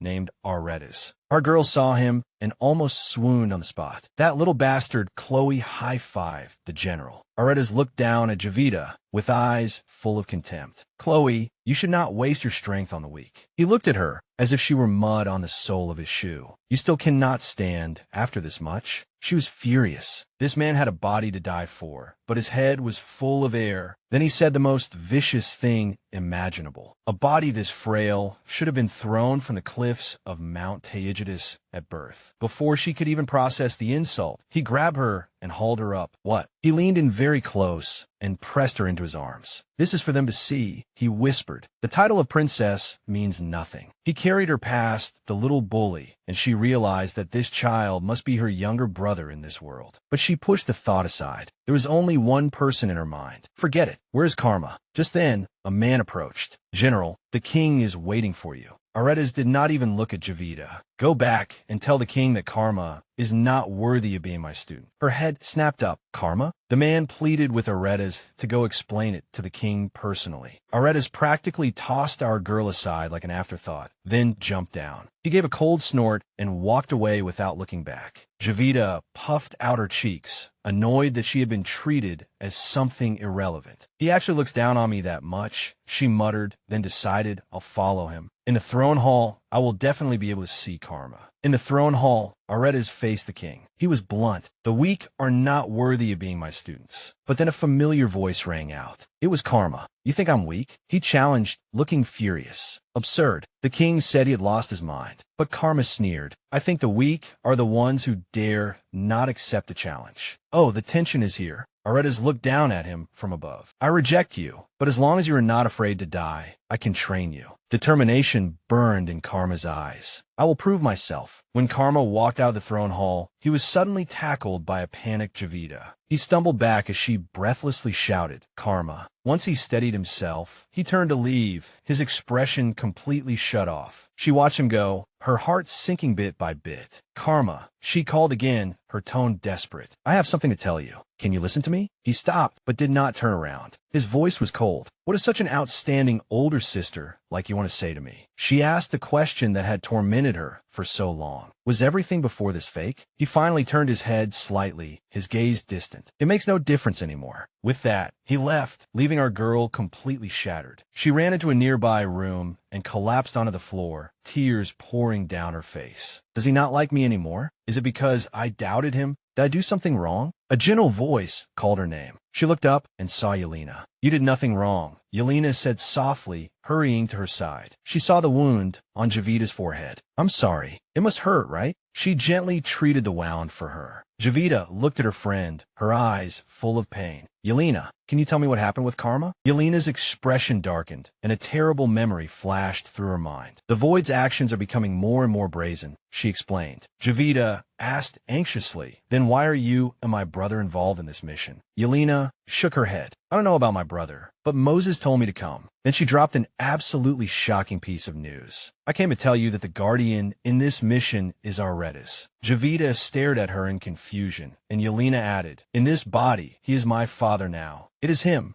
Meanwhile, in the throne hall, Aretas was kneeling before the king. Your Majesty, I can give my life for your city-state, but this matter goes against my principles. The king rose from his throne with a thunderous motion. Aretas, you are my most trusted general, he said. The reason I summoned you here was not for Karma. The aged king looked exhausted. I am old, and my white hair is stained with the frost of the battlefield. My second son is weak, and my youngest is not yet grown. I need a powerful heir. He placed the royal staff on Aretas' shoulder. He gathered the elders to vote, and just like that, they raised Aretas' hand and declared victory. The elders unanimously agreed. General Aretas has always been a symbol of strength. We have no objections. The announcement was then issued, and a succession ceremony would soon be held. Elsewhere, Karma sat alone, slumped against a wall, utterly defeated. Moses appeared before him. You can only accept it, he said coldly. Karma raised his head, a desperate fire burning in his eyes. My power cannot reverse my soul, but it can destroy it. I don't want it to control me. Rain began to fall, and he stood up, defying his cruel fate. An ominous purple flower bloomed at his feet, symbolizing the tragedy to come. Late at night, our poor heroine sat alone in her room, like a prisoner trapped in a golden cage. She walked to the window and gazed at the endless starry sky, wondering when she would finally be free. So many days have already passed, she thought in despair. When will I be able to get out? The situation was extremely critical. They knew who the Guardian was, but only Yelena could approach him. Everyone else was powerless. Countless memories and worries surged into her mind like a whirlwind. One man's regret, another person's mysterious smile, the memory of a yowling cat, and Karma's heart-wrenching words, I can't live without him. All of it finally merged into one question. Why did things turn out this way? Voices from the past lingered around her. A silver-haired man declared, he is your enemy. Yelena's worried face offered to help her, and another person's cold warning about Moses. He won't lie to you, but he may not tell you the whole truth either. Fire burned in our girl's eyes. He must be hiding something important from me. I had to find out. She rushed out of the room, determined to seek the answer. Meanwhile, in a grand hall, a solemn ceremony was underway. The elders gathered around the sacred fire, while guards stood watch in the distance. Blonde Yelena watched with a worried expression. She trembled, afraid that her father's succession ceremony might not go smoothly. Inside, the king called out a name, Aretas. The mighty general knelt and swore eternal loyalty to the city-state, and also swore that the soldiers would bathe in the enemy's blood on the battlefield. The king bestowed upon him the golden scepter that symbolized power. But just as he was about to take the scepter, Yelena gasped outside the door. A voice rang out, instantly freezing the entire ceremony. The king turned and asked Karma whether he was truly certain he wanted to do this. Karma's face was like a gloomy, resolute mask. He asked whether there was any other way. As chaos unfolded inside, Yelena walked down the steps with a strange expression on her face. Things had already developed according to plan. That was what she thought. In the hall, an elder objected, declaring that a certain person could not inherit the throne. Karma stepped forward, a provocative sneer appearing on his lips. I object to Aretas inheriting the throne. He boldly announced it, arguing that his father was not yet old to that extent, and that it was far too early for all this. He directly confronted Aretas, saying the decision was too hasty. Aretas snapped back, his voice full of contempt. He cursed Karma as useless, saying he had no right to speak, practically showing off in public as he said that this was a decision made jointly by the church and the king, and that Karma had no right to interfere. With no way out, Karma turned to his father. Father, do you think so too? The king's face was as cold as stone. The elders are right, he said, disappointment mixed into his voice. He said with regret that he had once thought Karma would become a true warrior. His patience completely shattered. Karma, you have disappointed me too much. As the guards closed in, Karma looked utterly betrayed. But he was not finished yet. What if I step forward and challenge Aretas? He shouted, stunning the guards. The whole room froze. Aretas asked with interest, what do you plan to challenge me with? Karma announced that he would accept the ancient coming-of-age trial. He clenched his fists, his mind made up. He pointed out that only Aretas and the king had ever survived the terrifying trial of Mount Taygetus, a place infamous for its vicious wolf packs. I will challenge you with that, Karma declared. I will retrieve the Wolf King's head and offer it to my father. With an almost ruthless force, he stated his terms. If he lost, he would be exiled forever, but if I win, Aretas. He raised his hand and pointed at the other man, his voice filled with power. I want you to become my teacher and devote your life to me. Whispers instantly filled the room, and he roared, do you dare accept my challenge? Aretas was shocked, completely thrown off by the boy's boldness. He grabbed Karma's arm, and the tension was so thick it felt as if it could be cut with a knife. The night was full of anticipation. Elsewhere, Yelena anxiously searched for our girl, only to be told that she was not in her room. Yin-Qing hid in the shadows and heard two servants discussing Karma's reckless challenge. Her eyes widened in fear. A coming-of-age challenge? Just then, Yelena found her. Yin-Qing grabbed her friend and demanded to know how Karma knew about this ritual. She had completely fallen into panic. Yelena tried to calm her, insisting that Karma knew what he was doing, but Yin-Qing would not accept it at all. No, I'm going to stop him. Yelena immediately raised a magical barrier, forcibly stopping her. Let me finish, she said firmly, and revealed a shocking truth. I received a mission notification. The mission requires Karma to become the new king, and it is already too late to stop him now. Yin-Qing's world collapsed. His name became a broken whisper on her lips. She staggered through the corridor, her mind racing. She begged Yelena to help her leave the city-state, but Yelena refused, saying it was too dangerous. I can't let him fight alone, Yin-Qing cried out in despair. Yelena reminded her that it was the trial grounds, a forbidden area. She promised she would help, but told Yin-Qing to wait. But our girl could not possibly just stand by and watch. Please let me watch him set out, she pleaded. Please, Yelena. Karma prepared to set out on his journey, picking up his spear and shield. Yelena managed to bring Yin-Qing to the city gate, but the guards immediately blocked their way. Miss Yelena may pass, they said, but the princess may not. Yelena sharply rebuked them, putting on airs of status and claiming that she had her father's permission to bring Yin-Qing to attend the ceremony. The guards reluctantly let them through. They blended into the crowd that had gathered to see the prince off. Yin-Qing scanned face after face, her eyes searching only for him. The crowd was divided. Some called him brave, while others said he was foolish. Aretas gave Karma one last chance to back down. Karma merely scoffed. Only the weak beg for mercy. Aretas watched closely. He gave his opponent one final provocative look, promising that he would certainly succeed. Then, at the order, Karma turned and walked out of the city gate with one last confident sneer. He headed toward the dangerous unknown. Karma, Yin-Qing screamed, trying to squeeze through the crowd, while Yelena held her back tightly. The commotion caught Aretas' attention. Yelena, why are you here? He asked. Yelena stammered out an excuse, but then she suddenly realized that Yin-Qing was gone. Aretas looked at the crowd and proposed sending guards to escort his daughter home. But Yin-Qing was already gone. Sorry, Yelena. She thought this as she ran through the alleys. I won't let Karma face danger alone. She sprinted through the city-state until she saw a cart carrying supplies about to leave the city-state. A thought flashed through her mind like a clear chime. She quietly climbed onto the cart and hid herself beneath the tarp. Just then, a worker shouted for them to hurry up. She poked her head out, her heart pounding wildly. She had succeeded. She heard the men complaining about the prince and saying that they had to go around the trial grounds filled with ferocious wild wolves. This was her chance, but her victory was pitifully brief. A booming voice ordered the cart to stop. It was Aretas. He said it was a routine inspection, but his sharp gaze was full of suspicion. He reached for the tarp and yanked the covering open, revealing the terrified Yin-Qing.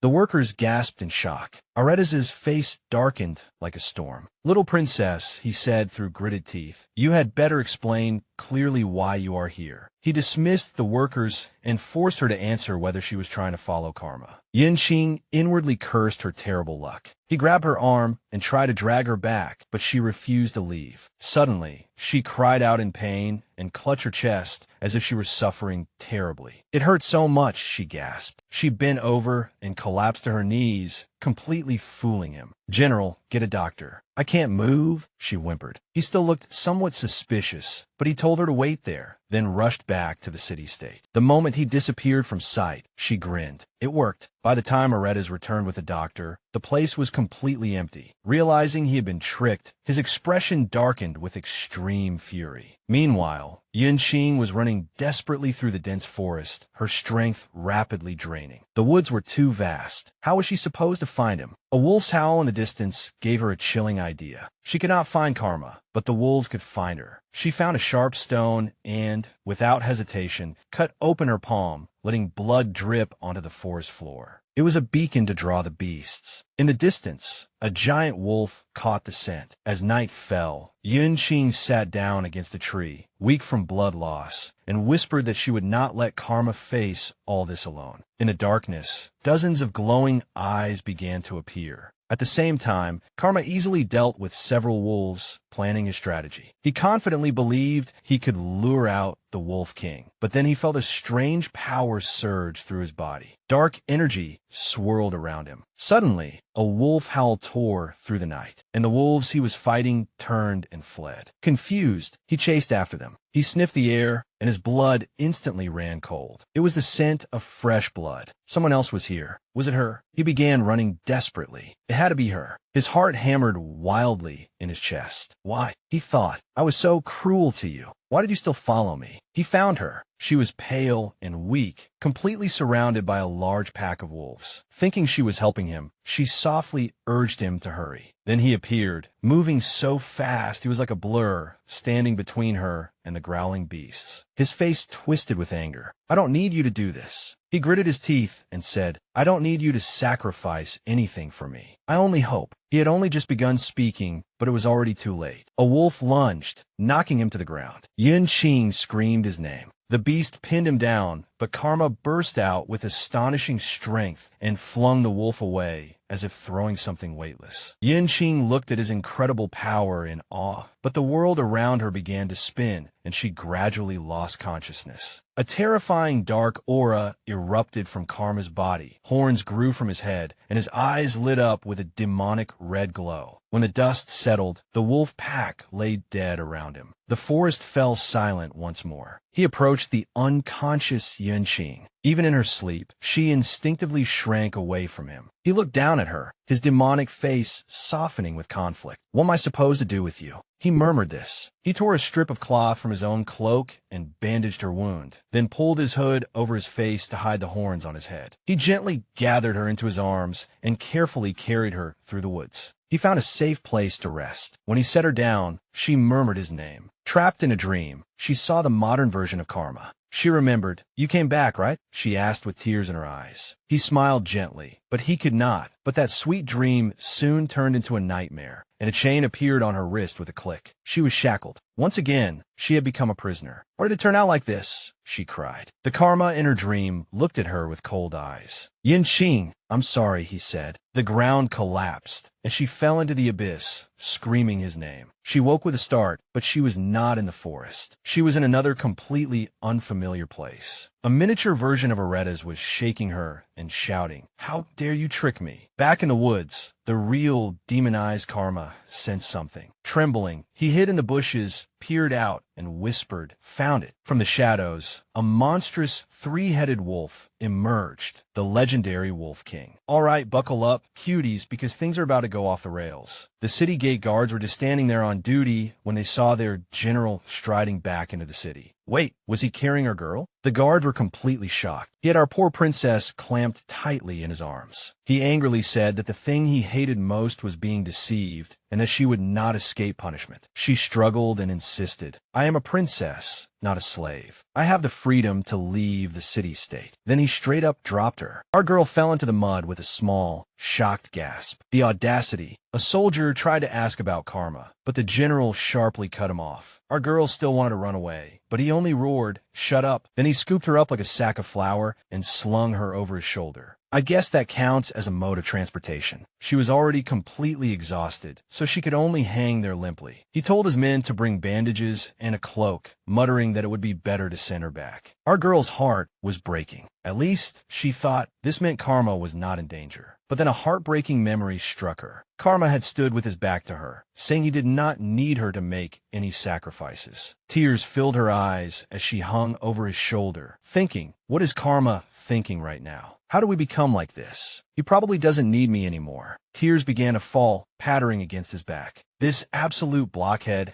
actually looked up at the sky and asked, "Is it raining?" Bro read the room. He finally put her down and saw her tear-streaked face, but only said she was weak, then dramatically draped his own cloak over her shoulders. He pulled her closer, and the two of them left the city gate together. He gave her one last cold warning. "The next time you leave the city-state without permission, I will report it directly to your father." After saying that, he turned and left. After returning to her room, our girl fell into deep thought. At least she knew Karma was safe now. She only needed to think of a way to explain all of this after returning to the academy. Suddenly, a voice called her name. It was Yelena, and she had brought a doctor. She said her father had sent the doctor after hearing that Yunqing was injured. The doctor gently treated her wounded wrist. Yelena watched from the side, thinking perhaps that general was not as cruel as she had first believed. She sat by the bed and asked our girl, "Little Yunqing, did you go looking for him?" Yunqing nodded sadly. Yelena pressed on. "Then did you clear up your misunderstanding? Was he in danger?" Our girl admitted that they had resolved nothing. She explained that Karma was now extremely powerful. Yelena's hands clenched behind her back. Yelena widened her eyes. He is. Yunqing confirmed. "Yes, very strong. Strong enough to deal with an entire pack of wolves alone." Yelena stammered and pretended she did not know the reason. She told Yunqing to rest well, saying that she would wait for Karma to return. Night fell, and a new day arrived. On the fourth day, at the city gate, a guard narrowed his eyes and looked into the distance. He gasped, That's Karma. No, that is His Highness." And his entrance was rather shocking. Karma strolled back into the city, casually carrying the severed head of a giant wolf, savage to the extreme. The general was immediately informed. When he saw Karma, he could hardly believe his eyes. Aretas led the soldiers out of the city to meet him, disbelief written all over his face. How is this possible? Karma met his gaze, a cold sneer on his face. Does the general now believe I have this ability? The two faced off, an intense silence hanging in the air. Then Karma threw the Wolf King's enormous head directly at the general's feet. The crowd erupted in awed whispers. Someone pointed out that Karma had accomplished what even the general had failed to do, bringing back the Wolf King's head for his coming-of-age ceremony. The general was utterly convinced. He knelt before Karma and the proof of his power. Aretas swore to become the second prince's teacher. Yelena watched from the crowd, relieved. Phew, he did it. Aretas completed his oath, swearing to support him unconditionally for the rest of his life. Karma looked down at the kneeling general before him, his expression detached. It really is you. He helped Aretas up, but his gaze swept across the crowd and landed directly on Yunqing and Yelena. Yelena shrank under his icy stare. Karma's voice rang out around them. "I will become the new king of this city-state. Do any of you object?" He turned back to the general, a chilling smile on his lips. "Since you want to support me, let me see your loyalty. It is time for you to pay the price. General, take him away. Return to the palace." Karma gave the order. Little Yunqing grabbed Yelena's arm in terror. "Yelena, what exactly is going on?" Yelena trembled all over, her face pale with fear. Everything is just as Moses said." She began to faint, and Yunqing shouted her name. Our girl caught her friend the instant she collapsed. "Yelena, what happened?" Yunqing shook her, demanding answers. "The things you said at the city gate, all of it, and Moses." "What did you mean?" she cried. "Why did you hide it from me? Am I not carrying out a mission?"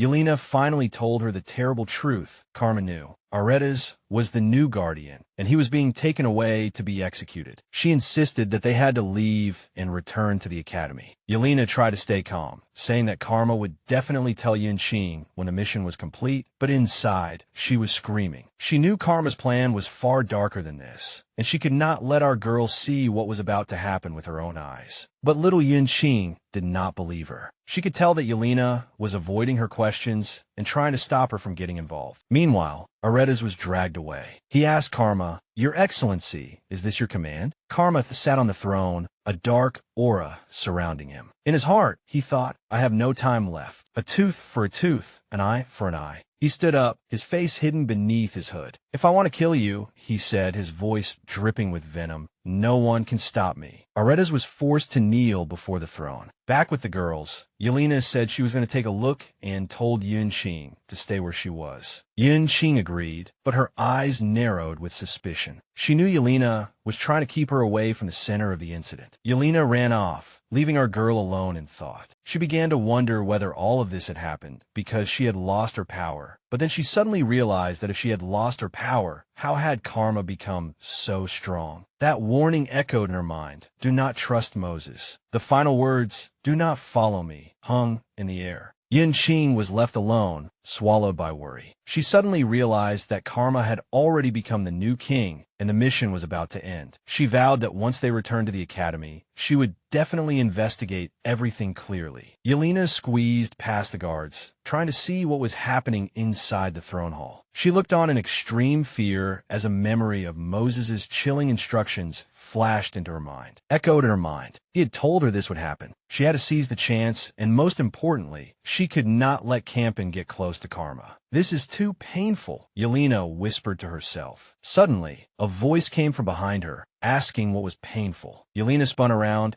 and was shocked to see little Gevita standing there. "Why are you here?" Gevita shot back. "Karma is about to finish the mission. How could I not come? What exactly are you hiding from me?" Anger burned in her eyes. Yelena was left speechless. A soldier bravely stepped forward, begging Karma not to kill their beloved general. Trembling, he was willing to die in the general's place, but Karma was unmoved. "The outcome has already been decided. Who do you think you are to be worthy of dying in his place? Get out of the way." Karma's face twisted into a demonic, savage expression. The soldier shouted, "No, you cannot kill the general." In the next instant, a spear formed from pure darkness pierced the loyal soldier. The girls watched in utter horror as he fell. "Karma!" Little Gevita screamed his name. The truth crashed down on her heart. Is that the void? No wonder Karma suddenly became so strong. He has been corrupted. Yelena knew she had to act. "I have to stop him. If he kills Aretas with the power of the void, the guardian soul will die outright." But Gevita was faster. She rushed forward and stood between Karma and Aretas, spreading her arms as she desperately tried to protect him. Karma's true form was revealed, demonic horns growing from his head. "Move!" he roared, releasing a wave of dark energy. The attack deflected at the last moment, missing Gevita but striking Yelena, who had thrown herself in front of her. "Yelena!" Gevita screamed, turning to see her friend pierced by dark magic. Yelena looked back at her, her voice weak. "I won't die, little Gevita." Suddenly, a dazzling portal of light tore open in the room, and the academy students appeared. Yelena had already returned to the appearance of her school uniform. She shouted, "The passage is open." She collapsed to the ground, using the last of her strength to maintain the portal. She was rapidly fading away. A man tried to help her, but she pushed him aside. "No, leave me. You all have to go." The man pulled her back, while Gevita's brother rushed toward the portal. "Gevita, wait for me," he shouted, charging in with another student. The principal told Moses that he would hold the passage. Moses looked down at the girl on the ground and said coldly, "She will not forgive you." He merely smiled. "People must always pay the price for their mistakes," he said, then stepped into the light. Back in the throne hall, the crowd fell into complete panic. "She disappeared. He is a demon."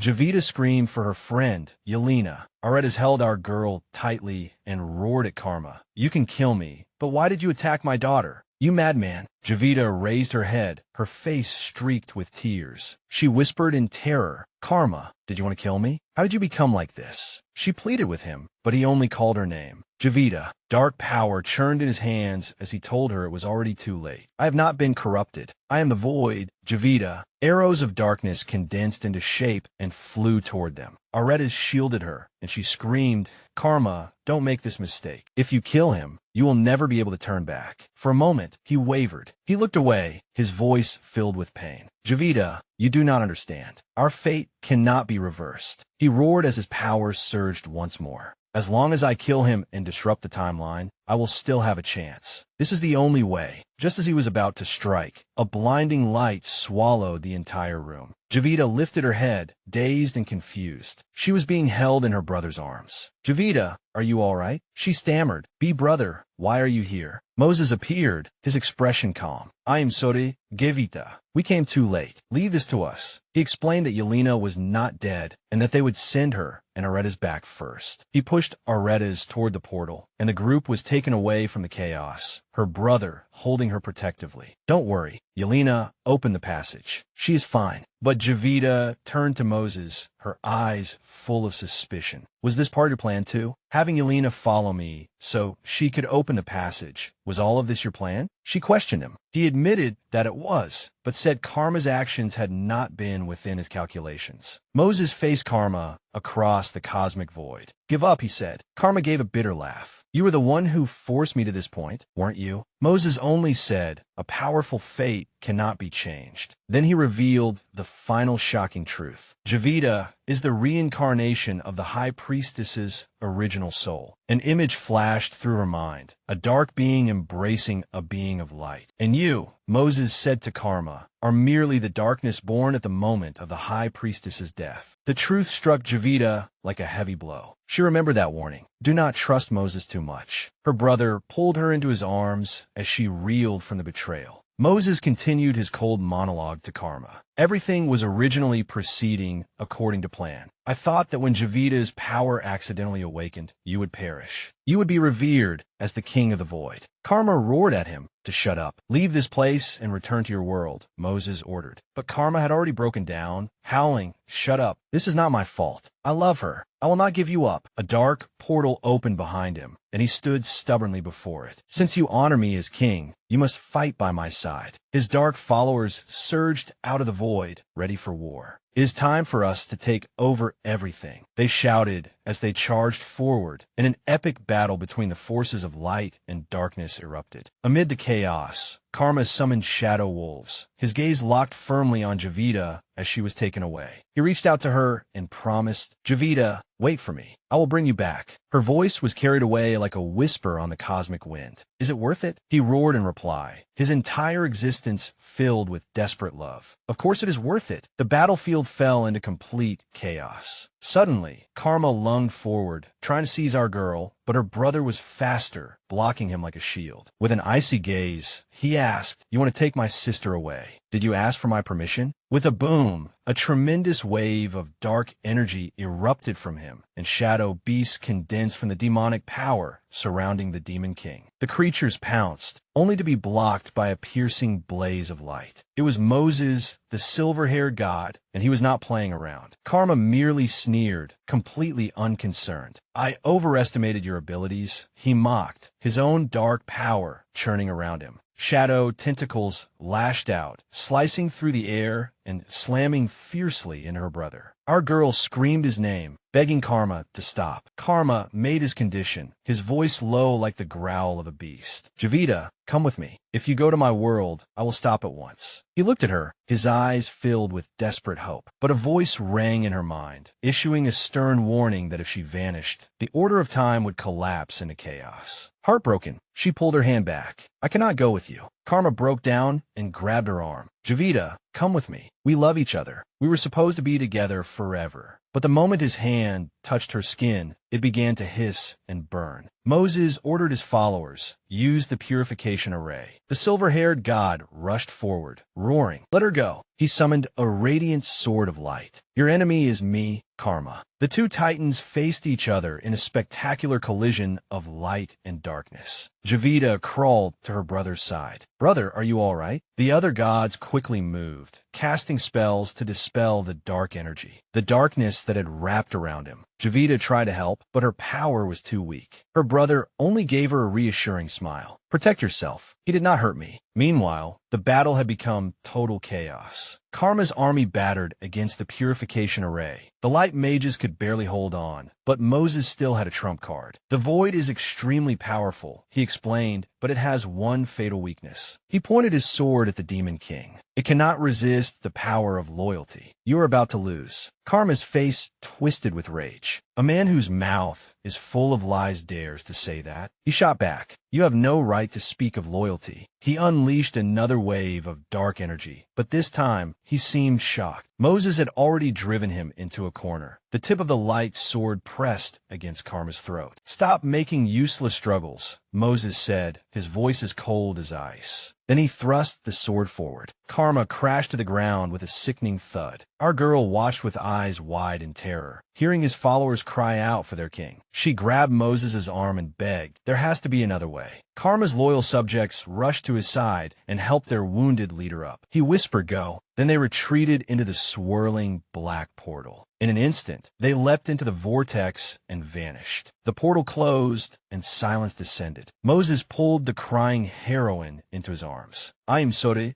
Gevita." I had no choice. But the moment he said it, a massive rift tore open space itself. "Careful!" someone screamed. The void began invading again. But Moses was calm, revealing his true plan. Gevita can close the passage of eternal time. He gently supported her. "The freedom you wanted is about to come true." He began to lead her away, but she was terrified. "Moses, what are you going to do?" she cried. He stopped, surrounded by a vast, glowing soul array. Another god recognized the forbidden art. A soul array. "Moses, you will disappear completely." His body began dissolving into particles of light. He lifted his head to the sky, accepting his fate. Our girl could only watch in bone-deep terror. He vanished completely into the void. Then he appeared on the ground before her, on the verge of death. "Gevita, you still came." "Thank you." She sobbed and gripped his hand tightly. "Karma has already left forever. I cannot lose you too." He smiled weakly. "I want to give you something. Do not refuse me." Golden light enveloped them. A guardian ritual. Suddenly, she was pulled into a vision of the past. She saw herself standing between two men. It was a memory she had long forgotten. Moses' voice echoed, telling her that envy was the strongest incarnation of the void, then whispered, "I love you." She saw him embracing her, but he was shrouded in darkness. Back in the present, his voice filled her mind. "I left behind a wisp of consciousness so you would know the truth." Then came the heartbreaking confession. "I am sorry, Gevita. I was the one who killed the High Priestess." His jealousy drew the void to him, and in his weakness, he killed her. He explained that after she died, her soul merged into Karma, who was her dark side. All this time, Moses had guarded the world in an incomplete state, simply waiting for her. "I spent thousands of years atoning," his voice filled with remorse. "But in the end, I still hurt you." The vision shifted. She saw Moses making a deal with Karma. Karma agreed to leave and pretend it had been a betrayal. "I do not want her to suffer," he said, his shoulders slumping in defeat. "After I leave, she will be free, won't she?" The truth struck our girl like a heavy blow. "Why are you only telling me now?" she cried. "Gevita," he said gently, "I do not want to deceive you anymore." He had one final gift, a beautiful, glowing purple flower forming in his hand. "This will guide you," he told her. She stared at it blankly. "Karma again? What does this mean?" She accepted the flower, and behind her, Moses' figure began to fade completely. "Moses!" she cried, watching him dissolve into pure light. The light flowed into her hand, into the flower, becoming a symbol of misplaced fate and shattered love.